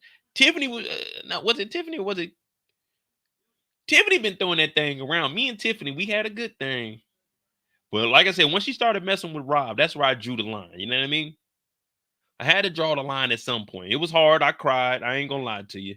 I cried. I ain't want to have to delete her number. I ain't want to have to go on Instagram and unsend all my messages, unheart some pictures. I ain't want to have to do it, but I had to do it. You know what I mean? I had to put that pride aside. I had to be a real man because they said with the Lord and a good woman, I shall find my way. But I realized Tiffany wasn't that good woman. I tried to turn a O into a house whistle. You know what I mean? I tried to turn a O into a house whistle, and it didn't work out for me. You know what I mean? It didn't work out for me. She went and blew somebody else's whistles, but that's a whole nother story. But now, Emmett, not only did Tiffany do this to him, now it's got him wondering, is Kiesha fucking around with Nook behind his back? That was the first thought when he said that I spoke with Kiesha. I already know where his mind went. But see, he ain't G enough. He ain't play enough because he's living with her. So you're not supposed to move her in because if someone is messing with her, it's easier to cut her off. But now her name on the mortgage. Now she living at the crib Douda. She giving you stipulations and ultimatums of what you got to do in your house. Emmett is just behind the power curve. If I had to choose between Emmett and Papa, I'm taking Papa's situation. I'm sorry, I'm taking Papa's situation. I'm gonna be the 17-year-old because Papa still has time to bounce back. Emmett's too far gone in the game. Everybody in the city's disrespecting him.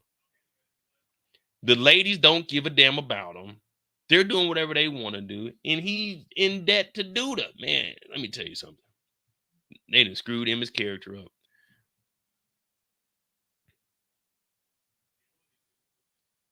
Hey, man. Hey, Hiley. Be careful with your words, man. Now, me and Tiffany ain't together, but you're not gonna disrespect her in here now. That me and Tiffany, we ain't on the best of terms anymore, but you're not gonna disrespect her up in my house. Not up here. No, not tonight, not never. No, we're not gonna do that now. Me and Tiffany, we got our differences, but we're not gonna do that. Tiffany, call me if you need me. Call me if you need me, but take EJ over Emmett's house and you call me. You know what I mean? Call me. Now, over at the crib Dola, the two loud niggas that were sitting in the middle of the damn the lobby with Fatima. This is her homegirls. Now, these are the two niggas that were goddamn talking about the fuck. Oh, they were talking about Jake not paying rent up in the crib Douda. They were talking about all kinds of silly shit that they ain't had no business talking about. Now, these ladies in here and they talking to Trig. Now, Trig wanted to sit down with them and he wanted to talk to them. Now, I'm not going to get too much into this because I'm not too familiar with how all this go. I just found out last week that lesbians can be cool with their ex-lovers. So I don't really know too much about the tea part in the community. So I really can't speak on this that much. All I know is these two motherfuckers, every time we see them, they pulling up. These motherfuckers eating all the food, all the hog maw. Every time we see them, they eating up everything. They talking bad to motherfuckers. They always disrespectful. They told Fatima to kick Jake out of his brother's house when he's in high school and telling him to pay bills. You don't go in nobody's house and say that. But now Trig is trying to say, listen, I want to do right with Fatima. And now they grilling him like they somebody. And Fatima's like talking about she done went through some things in the past. So he's finding out about that. Now, this relationship between him and Fatima is kind of a rough relationship. Pause all of this. All of this is a pause conversation. But the relationship between these two have grown stronger. But initially, Fatima was the one hating on Imani, and she was the one writing those hit pieces against Trig. Now she knows that Trig committed the murder. Well, he was accessory to murder when it came to Q because he was involved with Douda. Now he's asking for her hand in marriage from these two motherfuckers who don't have no control over that. These two are telling him what he needs to do to get right with Fatima in his house. I said, I don't know where they do this at, but no one's coming to my house and telling me what I can and can't do. Now, I'm not putting me in this situation because Trig lives a different lifestyle than me. This isn't my lifestyle. But still, no one's, I don't care if it's her brothers, her sisters, her mama. No one's coming to my house and telling me what I can and can't do or what I need to do. That's not going to happen ever in my life. Niggas will get slapped or niggas will get kicked out before niggas tell Mo what Mo needs to do in Mo's house. That's just law. But I respect what Trig got going on because he's councilman. He's Victor right now. Victor Taylor. Now he's asking for her hand in marriage and he's potentially talking about starting a family. So I guess they're talking about adoption. I don't know any other way that they could go. I guess they're talking about adoption. I don't know how all that works, and I don't want to be disrespectful to anybody. So I guess they're assuming the route of adoption. That's the route that they're going to take.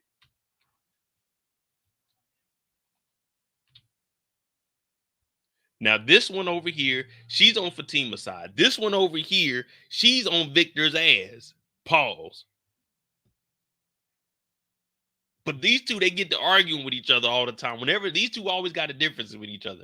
So that's cool about them two. They always going to argue.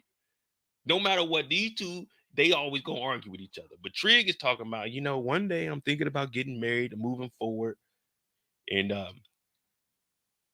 he wants to do all of this, but Fatima doesn't want anybody to know that I don't know, man. It's confusing, bro. I can't keep track of it because one minute Fatima wants to be with Vic, but then the next minute she tells Vic that she don't want to be out in public with Vic because how people gonna comment on like her pictures and shit. But then she shows up to the meetings with Vic, and now Vic is talking about taking her hand in marriage for maybe further down the line.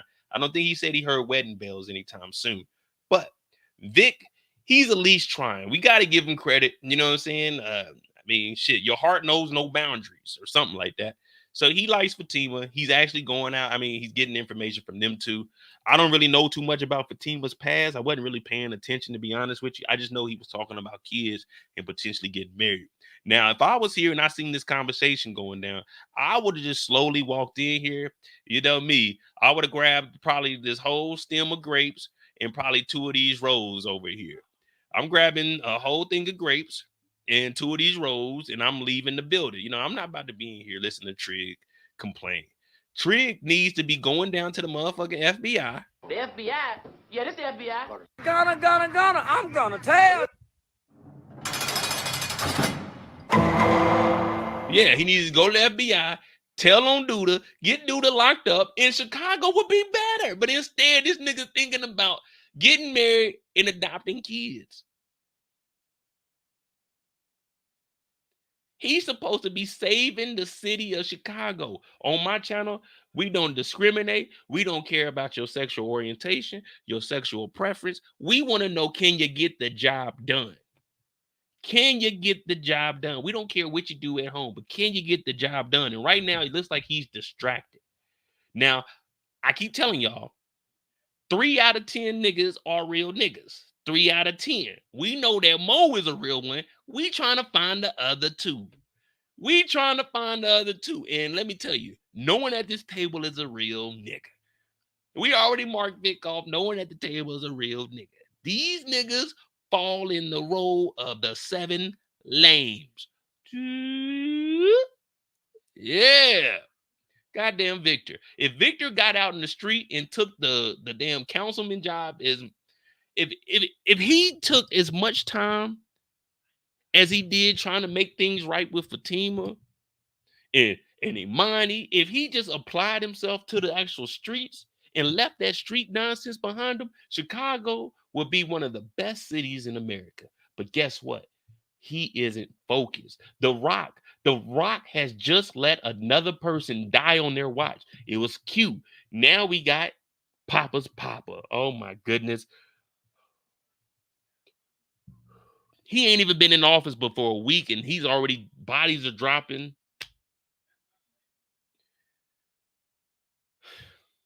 Damn.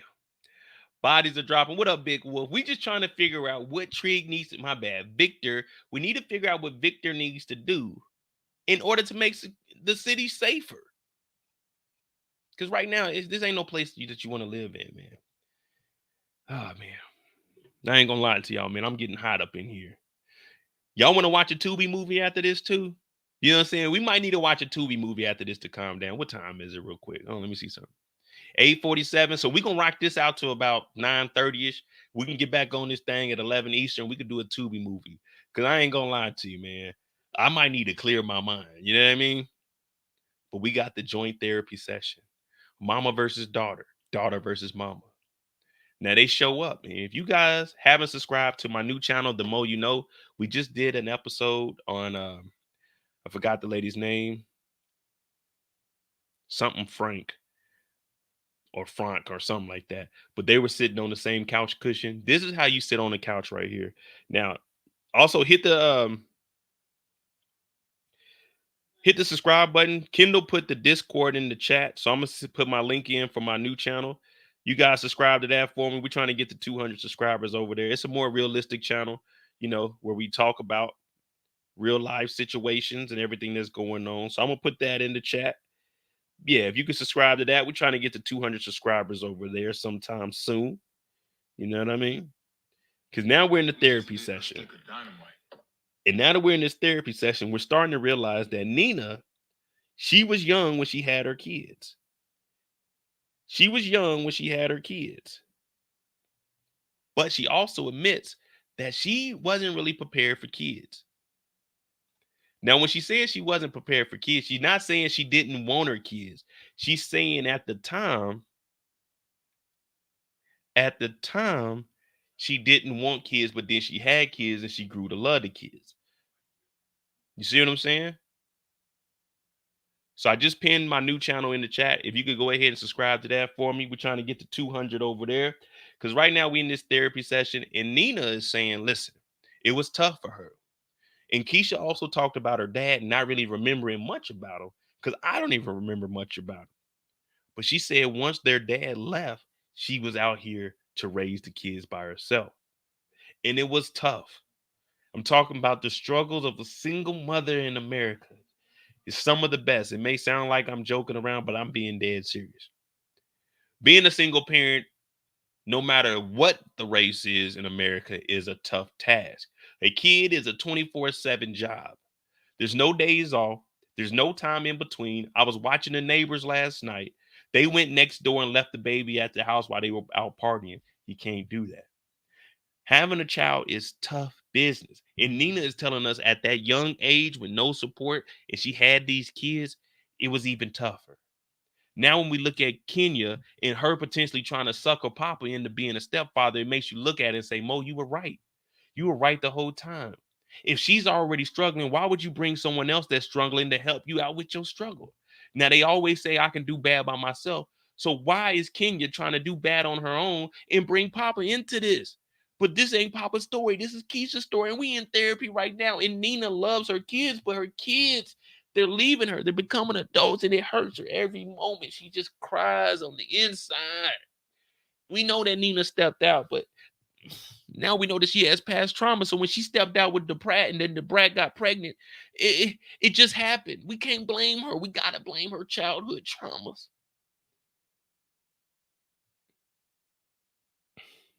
And she knows how it is to be a single mother out here. And that's why she wanted Kiesha to stay at the house so Kiesha could have that strong support system. But Kiesha don't listen to nobody. Kiesha do what Kiesha want to do.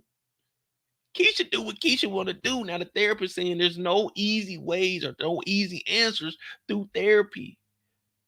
You gotta go through the tough times. Or as Meek Mill said, I had to grind like that to shine like this sinner. Yeah, you remember he said that shit on Dreams and Nightmares. He said, I had to do all this extra bullshit we don't care about. But he had to do all of that to get where he got to get. That's why Nina was so passionate about her daughter not moving in with Emmett. Because if you're already struggling, why would you get with someone else that's struggling to help the struggle? They told us, two wrongs don't make a right. Ooh. But tonight, yeah, two wrongs don't make a right. But I tell you one thing, four wrongs does make a right. If you make four lefts, you end up right. It's just the way life is. But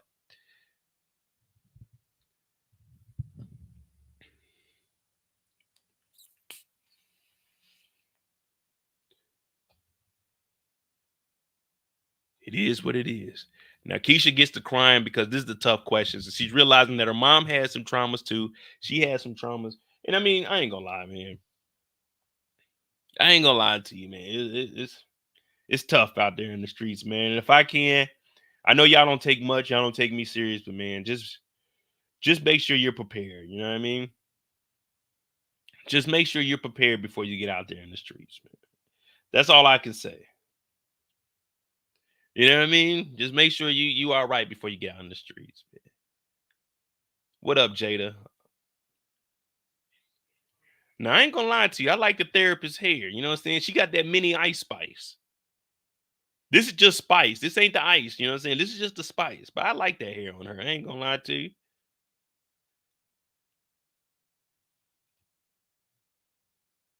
Look at Kiesha. Kiesha did not get the answer she came in here to get, man. Kiesha did not get the answer she wanted to hear, man. Damn. So what you guys think? Was Nina wrong, or is this the environment that she can actually talk about this kind of stuff? You know what I mean? How do you guys feel about this therapy session with the mother and daughter? Was this a good moment for them, or are we like, man, Nina was kind of wrong? Because in this therapy session, both of them are there. Yes, it's Keisha's session, but this is actually helping both of them out. So what you guys thinking about this? Was Nina in the wrong for this? For her responses, or is this good because this is a controlled environment where they can get those emotions out, those raw emotions? When you're at home and it's just you two, you kind of hold your tongue because you don't know what can happen from a response. Yolanda said this is a good moment. All right, bad. That's what I was thinking. I was like, this is a good moment here. This is a good moment, and this, I feel like this was the right place for her to say it because they both had this on their chest, and they both had questions about the other that they never really asked. Because Nina, she kind of fell back from Kiesha once Kiesha actually left. So it was like she was trying to be, how can I put it? She was trying not to walk on eggshells just so she wouldn't make her daughter mad because she knows Kevin is moving away. So it feels like all of her kids are leaving her when that's all she had when she was going through her rough times. So I feel like this is perfect. They both needed this. Now Kiesha misunderstood her when Nina said she didn't want kids. Kiesha said you didn't want us. It wasn't that she didn't want you guys. Before she had you, she was saying she wasn't planning on having kids, at least not at that moment. But Kiesha took it the wrong way. Now, the therapist didn't jump in and clarify anything. The therapist just let this conversation roll on. Now, the therapist is really just a mediator when it's two people in there. The therapist poses some questions and she sees what you guys' responses are and helps you talk through it. But what she did here was set it up and just let these two go at it. And I was like, man, how much are we paying this therapist? What are we paying this therapist?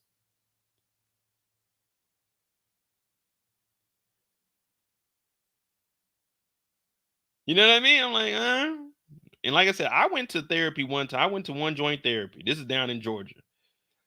It's with the girl I was talking to at the time. And it was her therapy session. They were about to kick her out the military, something like that. I can't remember. He involved me, but we went in there for it was just one session. It was for an hour. Well, it was actually, yeah, it was for about no, it was about it was a 2 hour session because she did the hour and I sat in the lobby. So when I went in there, the therapist was asking me questions about like my life and stuff. Now, y'all know how I am. I told the therapist straight up, we not here for me. So you're not gonna ask any questions about my personal life because that you don't need to know none of that. But they started asking me questions. She she asked me questions about like stuff that we go and do. And I was honest with the therapist. I said, man, sometimes I don't want to do it. Like a majority of the stuff, I don't want to go do it. I just do it because she wanted to do it. Oh, girl, she started crying in there. I'm like, what are you crying for? I don't want to do this stuff sometimes. Let's go here. We went to Savannah one weekend to go to the beach. I never been to Savannah. So I was like, all right, bet. We went down there. It was cool, but it was kind of cold. And then I was telling the therapist, I was like, man, we went out there. The beach is cold as a motherfucker. She ain't do no research. I don't know nothing about no Savannah. I just agreed to go. You know what I mean? We get down there, it's cold as hell. She in the therapy class crying because I said I don't want to do the stuff. And if I don't want to do something, I'm gonna tell you I don't want to do it. Like it's really that simple for me. You know what I mean? But yeah, so that was my experience in there. I mean, the therapist was cool, but I was like, man, this ain't my therapy session. I don't need no help. You know what I mean? But it is what it is, man. I just put my new channel link in the chat. So if you can subscribe to that, try to get to 200 over there. Join the Discord. Also, we talk about everything in there as long as you're respectful. I really don't personally give a damn, man. You know me, I'm just kicking it. But Keisha's in here crying, and Kevy Kev is packing up to move to LA. To live and die in LA. It's the place to be. Kev looking at his old pictures.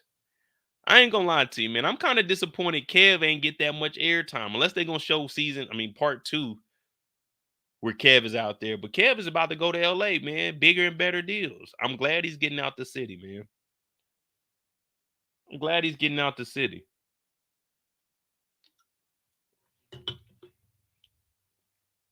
What up, OT? What up, OT, man? We just talking about Kevy Kev getting out the city, leaving Maisha non-rapping ass. You know what I mean? You think Maisha's going with Kev? Man, she better not go with Kev. She ain't got no job. She ain't got no bars. She ain't got no songs. Kev need to go to LA, meet up with Kai and Nat, link up, do some streaming, and do what he do. You know what I mean? But you see Emmett kind of getting a little sad. Emmett's like, man, I low-key don't want you to go because you like a little brother to me. You know what I mean? He low-key is like a brother to him, though. They grew up together. Now he messing with his sister. But he's saying, man, everyone's gonna miss you, Kevy Kev. Everyone's gonna miss you, man. Y'all think it's good for Kev to leave, or should Kev stay in Chicago and get it cracking?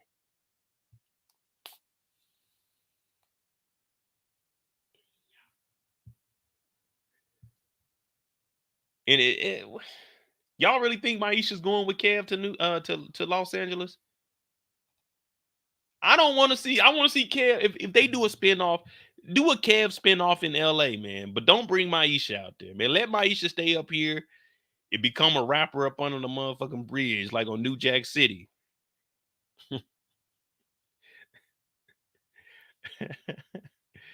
Get her up out the motherfucking studio, cause man, she's ungrateful, dog. She's ungrateful. But Emmett, he's getting a little, you know what I'm saying? It hurts, man. I'm gonna miss you. But Kev don't give a damn, man. Kev trying to get the hell up out of here. Bakari shows up to see Papa, you know what I'm saying? He crying because he know he wrong. But everyone's told him to stop doing this shit, man. Stop doing this. I just feel sorry, man. I told y'all, once every 3 minutes and 39 seconds, we lose a brother to the streets.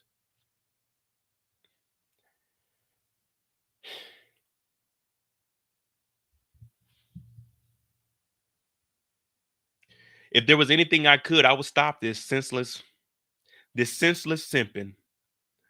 But every 3 minutes and 39 seconds, we lose a brother to the streets. There's a cash app being sent right now for no reason. And then you just have to ask yourself, why did you just cash out them $100? Why? Every 3 minutes and 39 seconds, we lose a brother to the streets. It's tough, man. Some nights I cry knowing I could have done more, but at the end of the day, my hands are tied and it is now in the Lord's hands.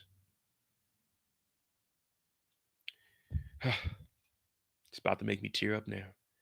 But Papa's starting to realize now that his father is gone, he has to be the man of the house. He has to be the man of the church. Papa's pulpit, it means more than just that podcast. Now we got the city, we got the community behind us. And what he's realizing is reach out and touch somebody's hand. Make this world a better place if you can. And he's realizing the importance of his father and how his father was there for Bakari and brought him in as one of his own and gave him an opportunity. He also is noticing that Bakari does feel a certain type of way because Papa's papa was a father figure to him. And he had nothing to do with this. And this is where Papa's noticing that Bakari is actually a real friend. He's just caught up into the life. As Maisha would say, he's not out there because he wants to. He's out there because he has to.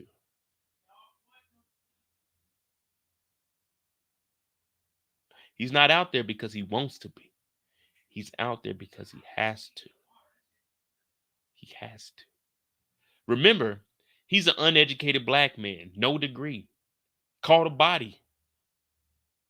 Bakari is.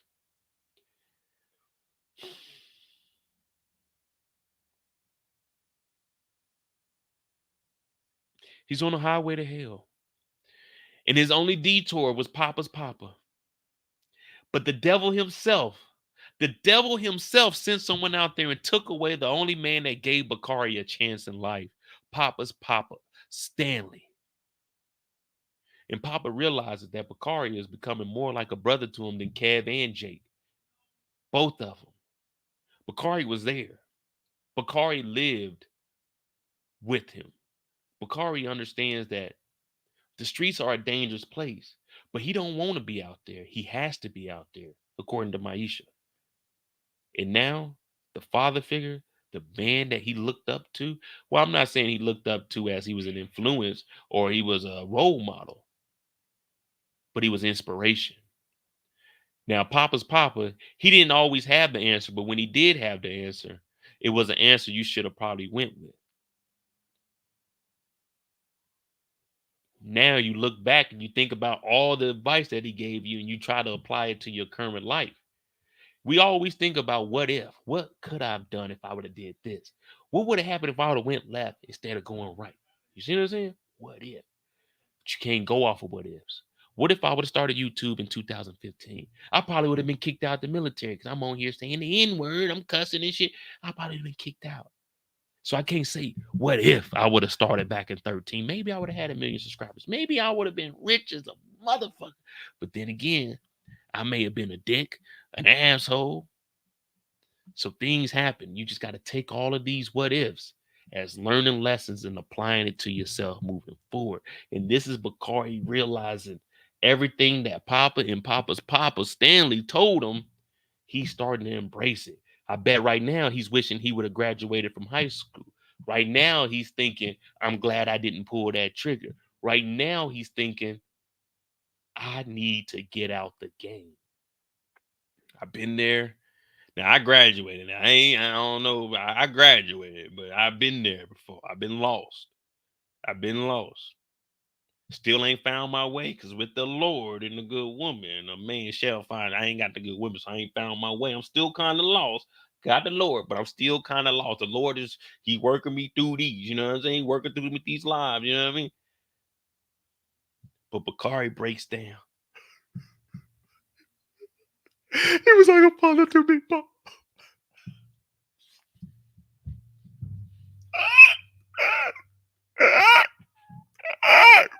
Like, damn, Bakari in here crying, and Papa, he hugs him, man.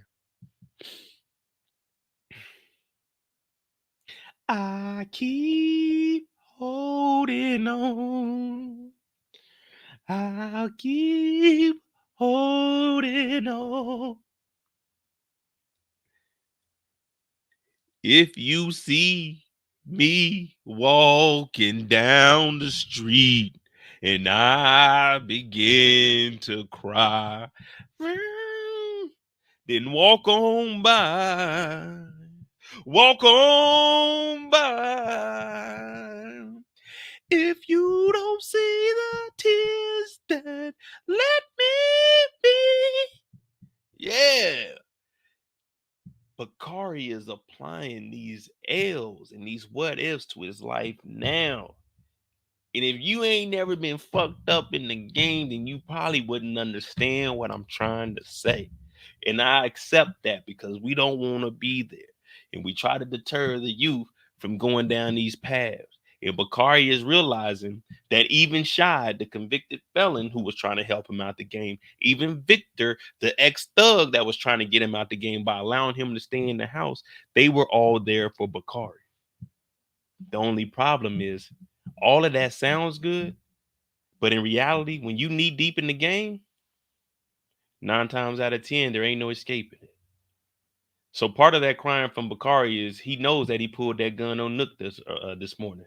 He also knows that since he's been emotional about Papa Stanley getting killed, he already got his ass whooped for losing the Lamborghini. He knows that it's more likely that he dies in the streets by the hands of Douda or his henchmen than it is for him to go get a GED. But a lot of people don't even think about that part with Bakari because all of this is going on in his mind right now. He's hurting. He don't have any family. His sister's back in town, but we got her number, seen her perform, and ain't seen her since. Him and Jake, they cool, but they ain't cool. You know what I mean? We cool, but we ain't cool. Papa's all he got. And for him, this is like a brother to him. This is the only family that actually cared about him. He told you him and his sister been in the system. No one looks at it like that. No one looks at Bakari like that. We all just look at Bakari as a fuck up. But in reality, he's out here by himself. Can he really be a fuck up when he had no guidance? He had no guidance. We all talking about the depression that Kiesha going through. He doing the same thing, but we all look at Bakari as a fuck up. And a lot of our youth, they go around and people look at them as fuck ups, but they never had a chance. They never had a chance. Their parents didn't want them. Never had a chance. Kiesha was in there. She at least got to talk to her mama about what was going on in her mama's life. Bakari ain't got that. The only male figure in his life that was actually like a father is laying in this casket by the man that he works for. Let that sink in. Young Bakari is really going through it. All of them are. Jake just found out his brother was a part of a murder. And it's like, damn, okay. Bakari, he didn't call the body. He didn't call the body. Even though it was Ronnie, he still called the body. Yay. Now, this part brought a tear to my eye. I said, damn, we see this every day. We see this every day. My bad, y'all. I was a little too real with y'all. Let me get some jokes in. You know what I'm saying? Y'all over there, y'all like, damn, man. I ain't gonna lie to you. Mo was on one this Sunday night. Let me get back to the show, man. My bad. That's on me. Let me get me off the big screen. Let me get up out of here. Maybe I'm talking too much, man. Hey, YouTube, don't shut me down for keeping it real. Don't shut me down for keeping it real. You know what I'm saying? Don't shut me down for keeping it G. You know what I mean? Don't shut me down because I'm pushing P. Hey, shout out to my dog OT. He ain't snitch on me. Don't be mad at me because I'm pushing P. Jake in here talking to Gemma. Gemma can't braid up no dreads. You know what I'm saying? She can't braid up the locks or nothing. He get upset because he's making sure that she's all right for fucking with Bakari's sister. Because Bakari's sister, you know what I mean? Bakari's sister, she does what how can I put this? Well, I'm not sure what she is, so we can't confirm it, but we do know last week Dre confirmed for us. I didn't know this. This is Dre, y'all. This is the Shy. So if you're in the community, don't come to me because I'm just telling you what they said on here. They said that lesbians can be best friends with their ex-lesbian lovers. You the one they were scissoring with.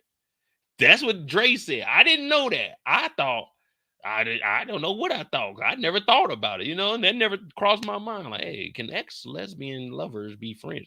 That never crossed my mind, but now I know. Well, Bakari's sister had the GAY on her jacket. She was trying to get at Gemma, but Gemma is oblivious because Gemma knows she got to fill out college applications. Gemma knows if she don't get this music shit working, she got to go to college. Now, she said she don't want to go to university, but Pop said that you'll go to the local Chicago community. You know what I mean? You'll be taking classes at the Rock. But Jake is saying, listen, Bakari's a hood nigga.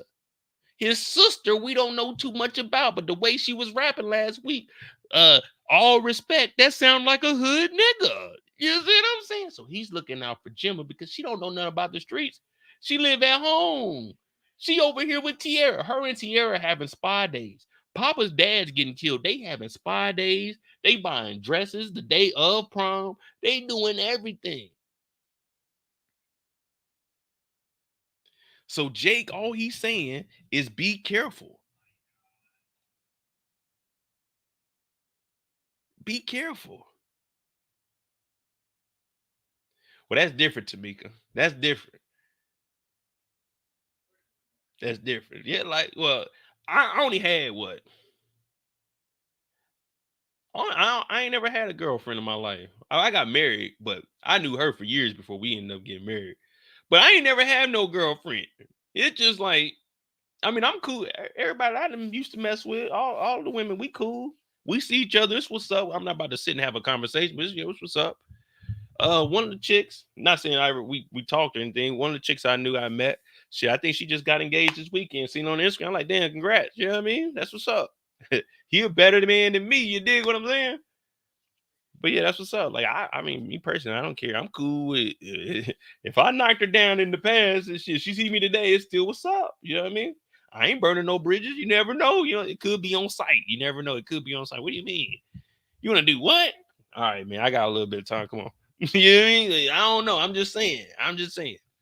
But Jake is trying to protect her because we know that Bakari, if he a finesser, then the sister might be a finesser. Yeah, then the sister might be a finesser.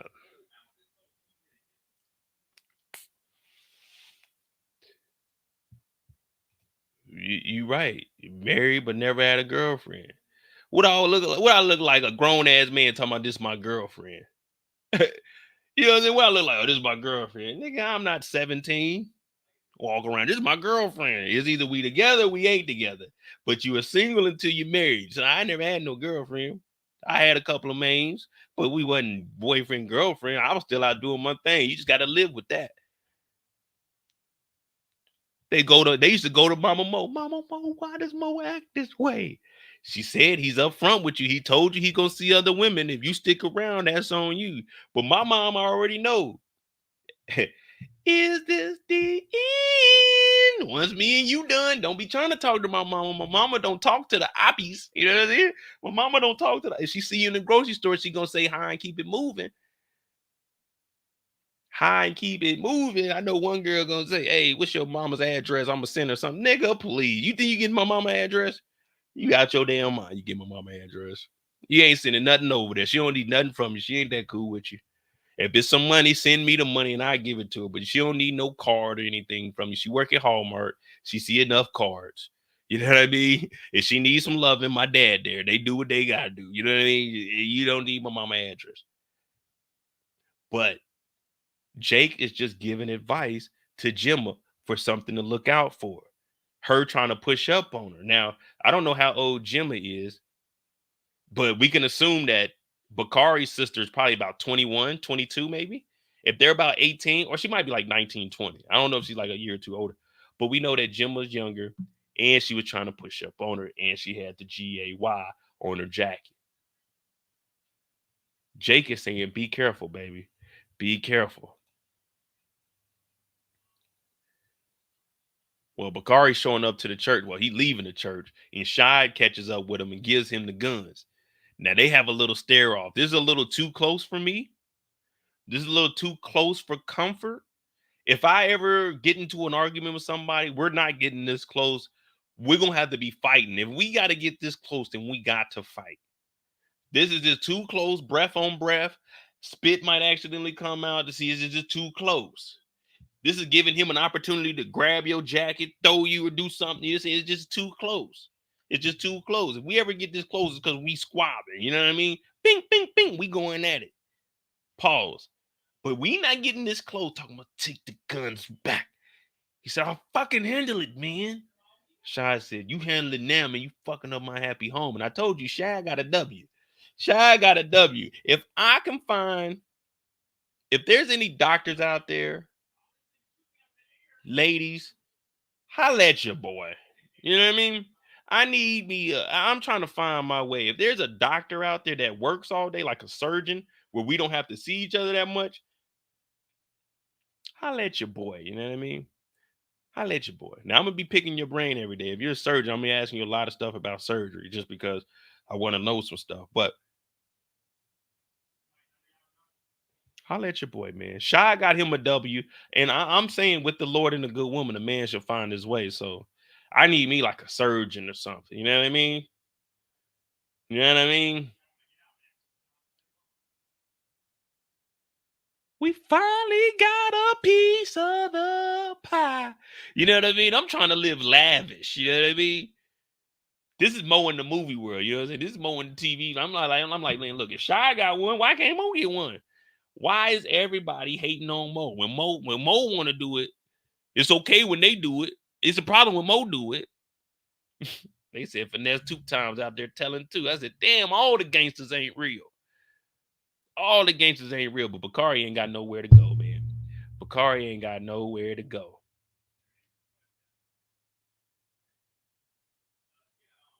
And we get a little chess lesson. Now, I ain't that good of a chess player.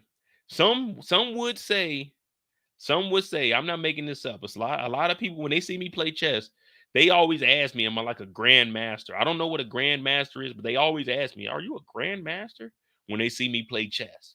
So I don't know what that means, but I don't know, man. They say, Mo, that's a grandmaster move right there. But Nook is saying you're supposed to always protect your queen. Okay, boom, boom, boom, boom. But what does Douda tell us? Douda tell us you sacrifice your queen to protect the king. I said, oh Lord, oh Lord, oh Lord. He did not just say you sacrifice the queen to protect the king. Is that what he said? Can anyone confirm you have to sacrifice the queen to protect the king? Can someone confirm that? I don't know if I was sure or not.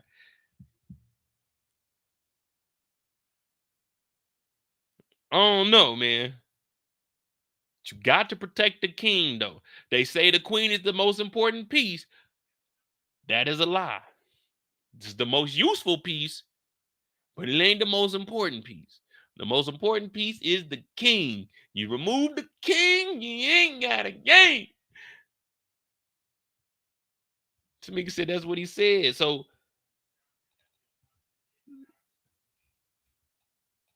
sacrifice the queen to protect the king. Sacrifice the queen to protect the king. The king of kings. See, you sacrifice the queen to protect this king. Now, the Lord is the king of kings. You see what I'm saying? So you sacrifice the queen for the king. Yeah, and then the king of kings will look over the king. Oh, Lord, Mo did not just connect this to the church. Oh, Lord, my bad. My bad. I thought they were talking chess. I thought they were talking. That's on me. I apologize. Mo, you wrong. You out of character tonight. You out of character. No, you didn't just connect that with the Lord. Oh, Lord. You must sacrifice the queen to protect the king. And that's true. When you playing, you shouldn't lean too much on your pawns. This is due to foreshadowing that he can't trust them to do all of the work. The pawn, all they do is go straight, go straight, go straight. And ain't got no other ability. Go straight. Your first move, you can move two. The other than that, you got to move one.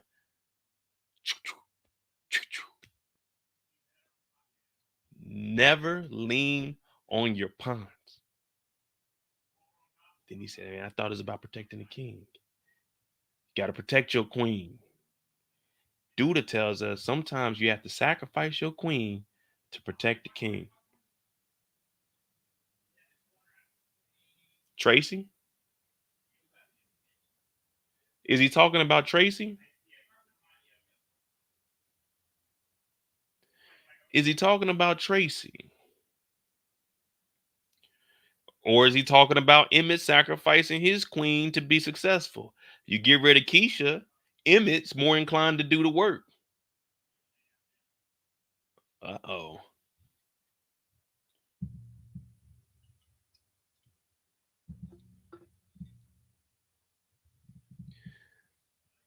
Uh-oh. Is this foreshadowing? Yeah, all his women are replaceable. That's what he said. That's what he said. It looks like he about to handle some business on his own, going into a cliffhanger, episode 8.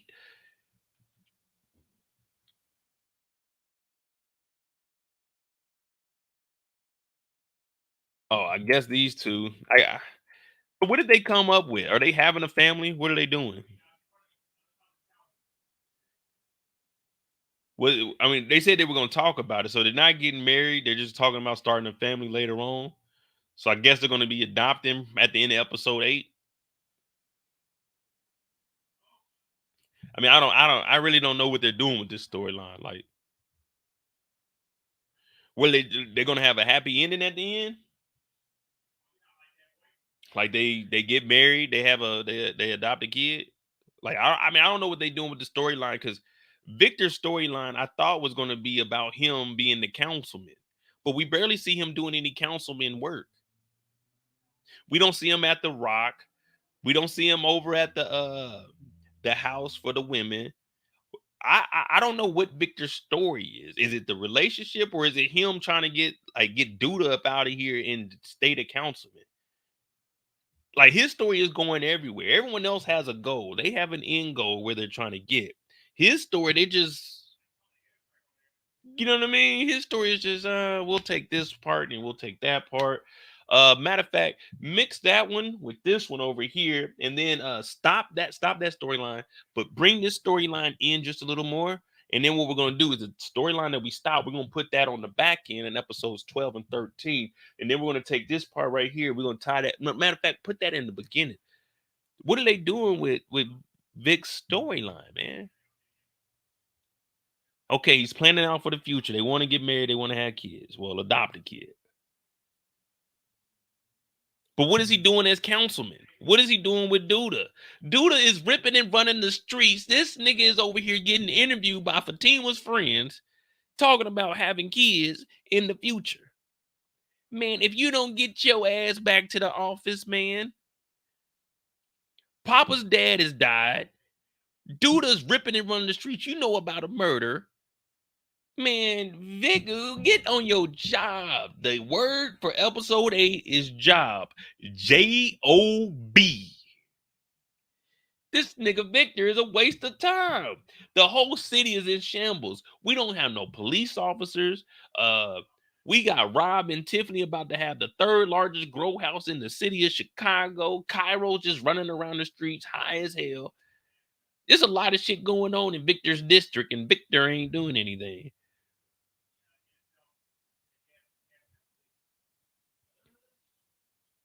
Nah, his city council. Hold on. Let's see how much Vic is making out there. How much does a councilman?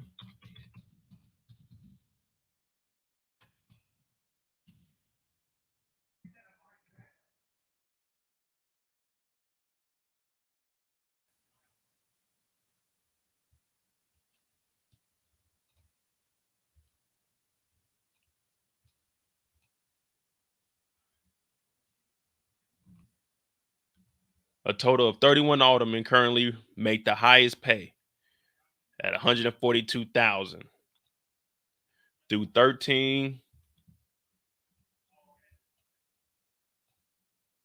Though 13 of them are freshman city council members who did not vote for the raises, the lowest paid alderman, Gilbert Village, 36, makes 115,000. 115,000 plus. You remember that house is taken care of. The house been in the family for a while. So if you got a house where you ain't got no mortgage or anything, even if they do, it's probably low by now. 115 is more than enough to live comfortably. It's just him. It ain't like he got a kid or anything. I mean, he got Jake, but Jake making his own money. So 115 on the low end, let's just say it's 120. 120, oh man, that's another. If you blowing off 120 a year, that's on you. I don't have no sympathy for you. If you blowing off 120 a year, that means you living above your means. You trying to live like you making 500,000. Wow, man, you making 120. That's good, but chill. You're doing better than a lot of them. There's a lot of people out here doing better than me, but I manage my money, man. So if Vic ain't got no money, plus he used to be in the streets, he better sell the G-Wagon. He can get a smooth 20 for that. Well, no. He could probably get like 17, 18 for that, man. That's probably like a 2014, 15 or something. When he originally got it. He getting a little bit of money. Let's just say he making 120. He only been on the job for 2 weeks. He about to get impeached. That's what they about to do. Get him the hell up out of here.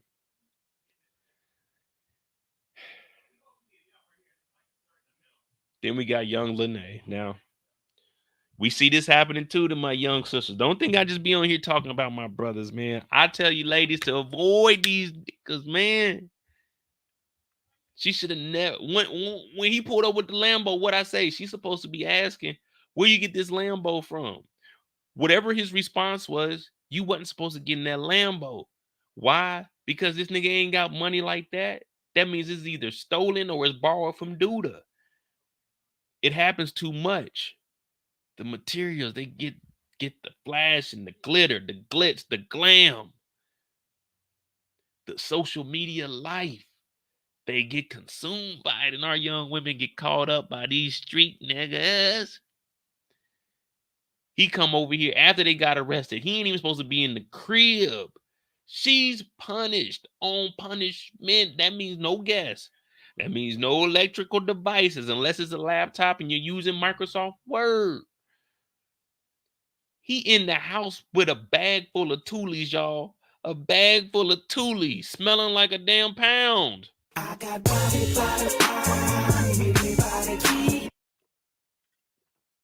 She lets him up in the crib. He's like, listen, let me hold these guns down. Let me put them in your closet. Listen, ladies, no. Just say no, man. First of all, this ain't your house. Well, first of all, you ain't got nothing to do with this. Second of all, this ain't your house. Man, you know how Nina be up in them. Nina was in that nigga. Kevin is 17 years old. Nina was in that nigga's drawers, going through and found some money up under the nigga drawers. You think she ain't gonna find a motherfucking bag of guns in the closet?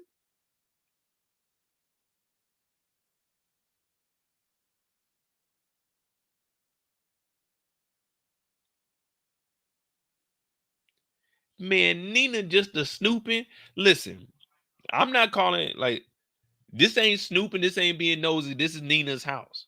Nina's kids are gone. Oh, yeah, you know she's going through Lene's stuff. You know she's going through Lene's stuff. That's just who Nina is. Nina be in them drawers looking like what she got in here. Now she's not like trying to invade her privacy or anything. She just making sure ain't nothing going on. You know what I mean? Because she kind of has like she's been hanging out with Bakari, and Bakari had the nerve to show up after they got arrested to try to talk to her like she wasn't gonna be on punishment or anything. So you gotta just be prepared and aware of what's in your house. So for Nina, I respect that. You know what I mean? She's not like kicking in the door or anything or like reading her notes or anything. She just making sure ain't nothing in the house. But she definitely gonna find this big ass bag in the closet.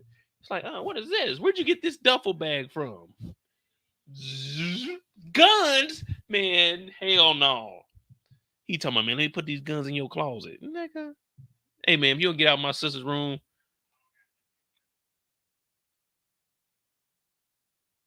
she don't even put up a fight.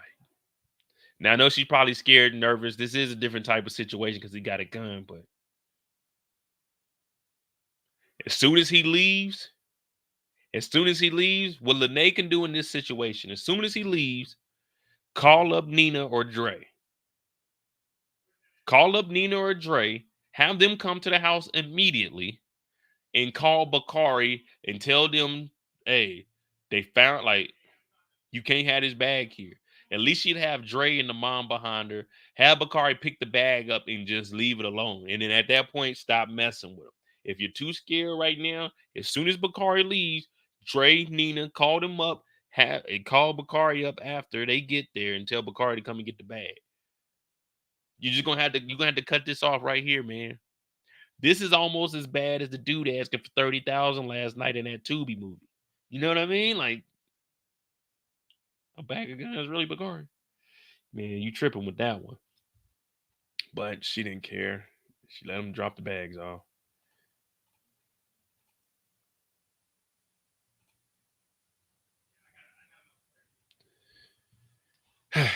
Time for the funeral, y'all. Let's get focused. We're gonna go ahead and knock this out. Knock this out. Hey Kiesha, you was talking to Nook behind my back? You was talking to Nook behind my back? We're not going through this, Emmett. Going through it. We're not going through nothing, girl. I'm just trying to ask you a question. I went over there to talk to Nook about what's going on in these streets. I already handled it, Emmett. Somebody walk up on him. He start hugging her. You know, you got to play it off. Who is that, Tracy? Oh, my bad, Tracy. I wasn't familiar with your game. I wasn't familiar with your game, Tracy. I apologize. Yeah, I said some things. I ain't mean it. That's on me. That's on me, Tracy. I apologize. Yeah, come on in. Matter of fact, I got the first row. You know what I'm saying? That's how I do. I got the whole first row. So you come up there with me, all right?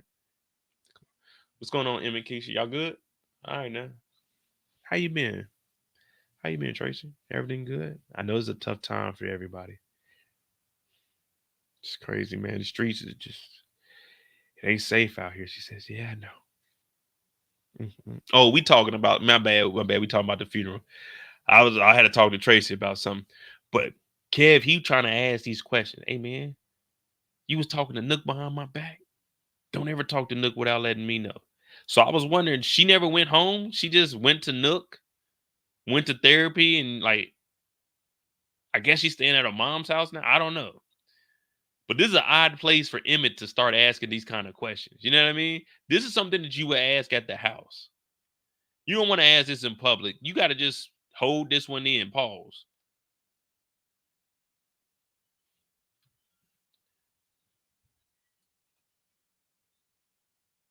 You gotta be careful. Unless you can confirm, you gotta be careful when you're watching this show, when you're looking around the crowd. Cause you don't know who the fuck you can trust. That's one thing about the Shy. You don't know who you can trust in this crowd, man. If Douda's in the building, any one of these people can be, well, here go our number one suspect with the chains on. I knew somebody. Oh, and the gentleman with the braids. Yeah, this looked like Douda's crew. We need to be on high alert. Anything can happen in here.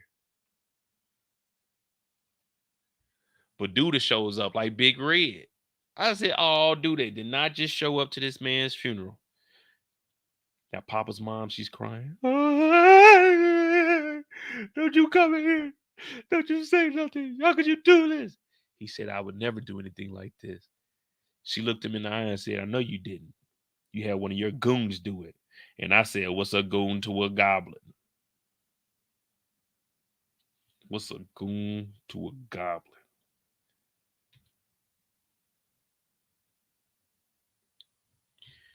He leaves up out of here. Nook sees Kiesha back there. Old boy gets to singing. He's sweating his ass off in here. That's when you know he hitting them notes. He hitting them notes. He get to sweating, man. Start beating up on your forehead. Papa gets up and he starts crying. He starts crying. He thought his dad would live forever. Dad? Dad? Remember, Papa. Remember. He gets up here crying, man. That was his idol. Now, his last conversation with his pops was about young Kenya and how he wasn't ready for those responsibilities. But as we mentioned earlier, Kenya knows. Kenya knows it's hard out here for a pimp when you're trying to get that money for the rent, for the Cadillac and gas money spent. Costs a whole lot of. She knows it's tough out here in these streets. So even though Papa didn't want anything to do with her, even though Papa told her he wasn't ready for that kind of commitment or responsibility, she still showed up at Papa's most vulnerable moment when he just told her he was not prepared for this and his father told him not to mess around with you. She brought her 19-year-old self in here. We don't know where the kid is, but she still wants Papa's 17-year-old self to be involved in her and the child's life because he's not a stepfather. She wants him to be the father that stepped up. Papa seen Kenya come in here, and everyone thought he was crying because of his father. But he was crying because of the last thing his father told him was, if you go and mess with that girl, which you should not, then you will never ever come back in here. And he made the wrong decision and went to go see that girl. So he feels some guilt on the inside because if he was at the house, maybe his father would have still been alive. If he wasn't over there playing step papa instead of the real Papa, maybe his Papa would still be alive. He'll always remember that for the rest of his life, his dad telling him not to mess with Kenya. And then he realized once his father passed, what his dad was saying, he wasn't ready for that responsibility. Because if it's already tough enough for a 19-year-old to have a kid, how do you think it's going to be for a 7-year-old that never had a kid to be a stepfather of a kid that isn't his? It's going to be traumatizing. He's going to get a lot of anger from her about the situation that she's in when he doesn't have anything to do with it. Papa breaks down and cries. Oh, my dad was right. Oh, boy. If I would have just stayed home that night, I'll be missing you on that morning when this life is over. I know I'll see your face every night I pray, every breath I take. Yeah, he may have still been alive, but she showed up. She couldn't take Papa telling her, no, I don't want those responsibilities, and still showed up. And now they got Papa's Papa on a RIP t-shirt.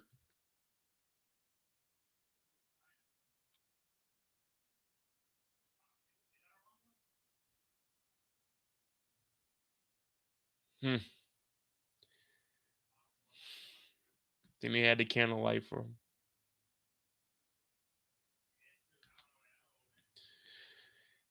Stanley Jackson. RIP, man.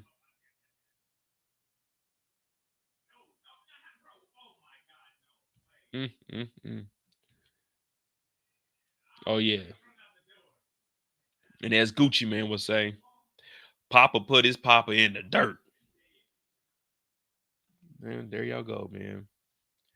Episode 7.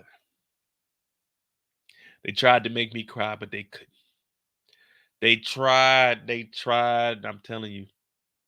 I was watching, I was reading the caption. I said, they trying to make your boy cry, but they can't do it. They can't do it. Not today, not tomorrow, not no how. There's only 2 movies that make me cry. One is Stand By Me, and the other is The Lion King. That's the only 2 times I ever cried in a movie. Mm. Stand By Me is my number 1 movie of all time. My number 2 movie of all time is Jurassic Park. But Stand By Me and Lion King are the only movies that can make me cry. I hate reliving that situation where Simba killed his dad. I can't believe that Simba killed his father. If Simba would have listened to Mufasa, Mufasa would still be here today. If Papa would have just listened to Papa's Papa, he would still be here today. The importance, the importance of having that father figure in a young man's life, it can change everything for him. It can change everything for him. Mhm.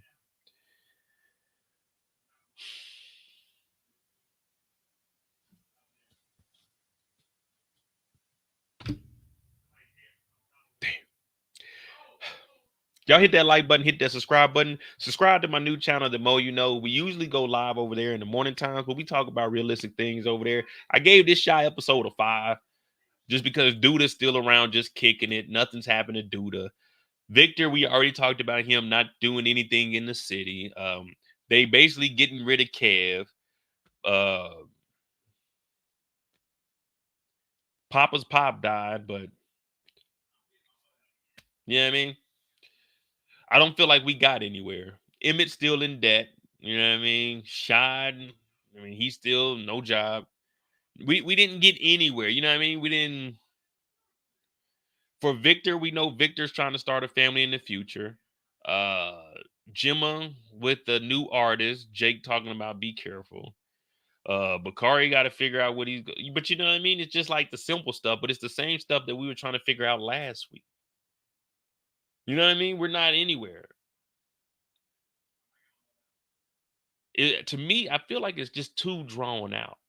This episode should have been Gemma meeting up with Bakari's sister. I mean, I know we got 16 episodes; they got to stretch it out. But I would have probably brought that into this because the Gemma and Maisha situation. If you're trying to make that a storyline, make it a story. You know what I mean? Make it a story. Give us a little more, you know what I'm saying? Like a little more background on that. You spacing it out too much. Jake ain't had an episode. There's never been an episode for Jake. There's never been an episode for Kev. Kev moved out the first episode, but other than that, next time we seen them, everybody was just hanging out. Like Kevin's never had a storyline, and Kevin was one of the main characters. Now they about to send Kevin to California.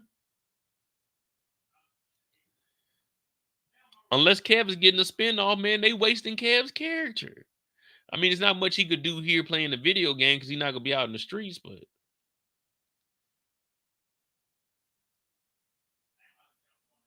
I don't know, man. Maybe we'll get there. Well, I'm not sure. Can anyone confirm? Is there a break after episode 8? Let me just see something. Let me see. Can I get on Hulu on here?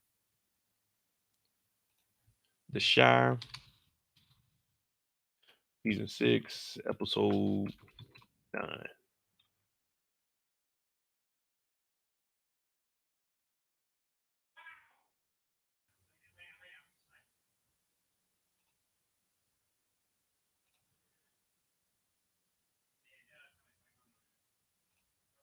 So it's saying the Shy episode 9 release date and time. The Shy episode 9 will be released soon. Most fan, blah blah blah blah.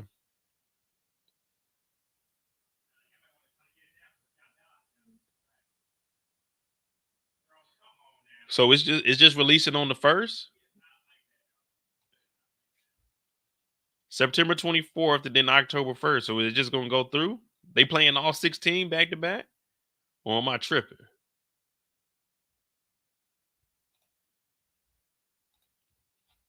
Or am I tripping?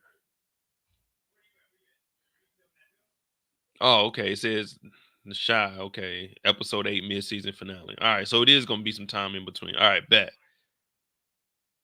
Good. We need a break from this. We definitely need a break from this. If I'm gonna be honest with y'all, we need a break from this. What would you rate this whole first half? What would you guys put this at? Be real, be honest. I got it at like a 6. It isn't what I was expecting for you know what I'm saying? I don't know if this is the final season or not, but I'm assuming that it is because they're breaking it down into 2 parts. But I got so far these 7 episodes, I got like a 6. Now you know if you get anything under a 3, that just means you ain't trying. But a 6 is good though. You know what I mean? Every like in the real world, the only way you can get tens is like the wire. You know what I mean? It's hard to get a 10 when it comes to TV shows and movies. OG power up to season 4, that was like a 9. That was like a 9, borderline almost a 10. But it's hard to get it like a higher than the 8, to be honest with you.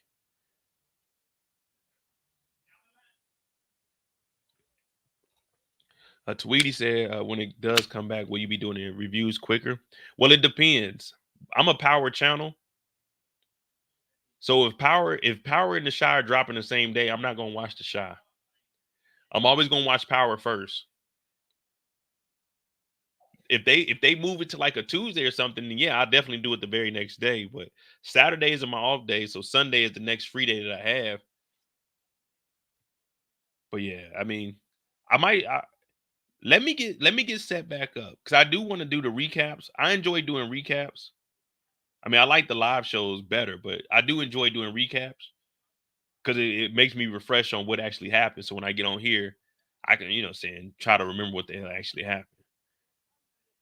But I'll get back to doing recaps of the shot when it comes back on. But let me get settled because I'm working, man. I'm sitting on the couch. Like it's either I'm leaning forward, pause, trying to use the mouse, or I'm sitting back with my, saying, I can't do a lot of editing over here, man. You see my damn, my microphone be moving and shit. I got it stuck up under the bottom of the table. I'm like, man, let me get my desk and everything back. And then we're gonna be back on. We're gonna be more organized. We're gonna actually have a schedule. But right now, shit. I just do whatever I want, man. I got like 2.5 weeks to be free. So shit, do my thing. You know what I'm saying? But we'll definitely recover it all. I didn't think we would make it this far. I know we cut off winning time, but Monday mistakes. Matter of fact, tomorrow night, Monday mistakes. Tune in. I got, you know what I'm saying? I got something up my sleeve for Monday. I got something up my sleeve for Monday mistakes. You know what I'm saying? We working. We working. We're gonna see what we can do. Monday mistakes. We're gonna talk about that. But y'all want to do a Tubi movie or y'all good for the night? Y'all want to do a Tubi movie or y'all good for the night? Because if so, I can give me like 15 minutes. I can get a thumbnail together. We can make it happen. But subscribe to my new channel. Subscribe to this channel. I'm on the road to 50,000 subscribers. I appreciate all of you. I love getting on here and talking to you all. Join the Discord. We can talk in there. My girl Kendall's gonna make sure you all right every single morning. Everybody's friendly in there. It's like a little family. You know what I mean? Nothing serious. We do a little bit of trolling, but nothing serious. You know what I'm saying? If you bored at work, you ain't got nothing to do, just say what up in the chat. You know what I'm saying? Just say what up in the chat. People start talking to you. People start talking to you. But that's the shot, man. I gave it like a 6.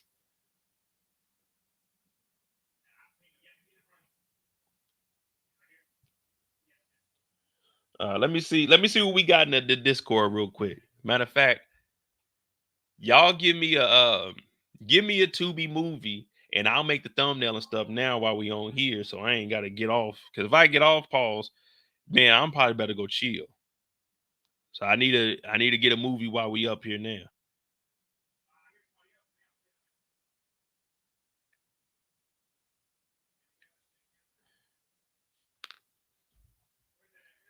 Let me see. Tubi.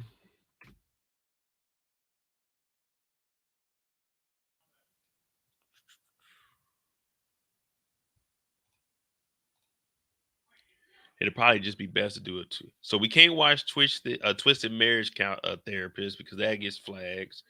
We watched Best Friend. We watched The Assistant. Safe Word. Did we watch this? Oh yeah, that's with old girl. Megan Tori. Ain't nobody watching that shit. We do not care.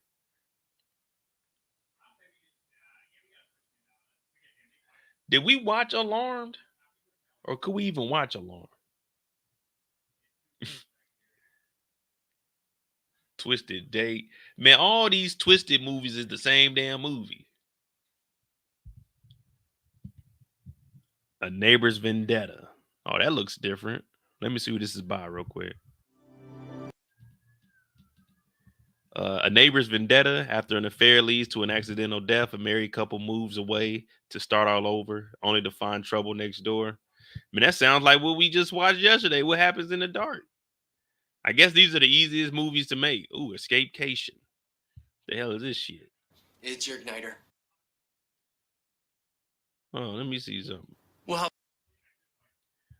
Trapped in a smart home, a group of friends faces off in a sinister virtual assistant. They must play as twisted. Man, everything got twisted in it. Play these twisted games if they hope to escape. Hey, we might we might just do this silly shit right here. Spelled. Let me see something real quick. Because I don't know if I'm gonna get copyright on any of these. So I'm just trying to see who's at the beginning of them.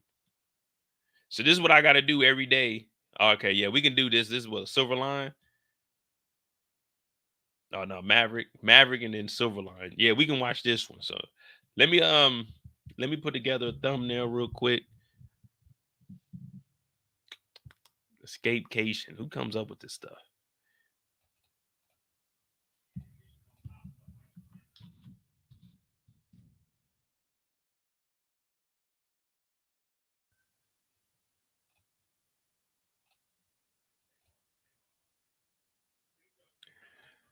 Oh man. They ain't got no JPEGs.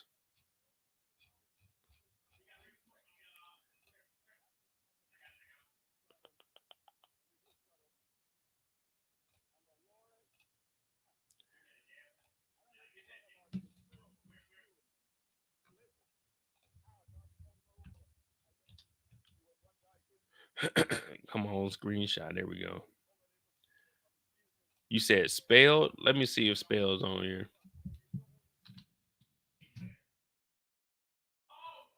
What here? You cast me as a spell?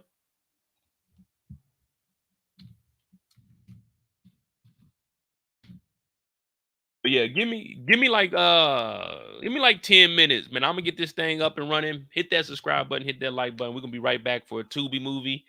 Man, you know how it is. We about to get it cracking, man. It's a Sunday night too. Ooh, we about to do it to them. All right, man.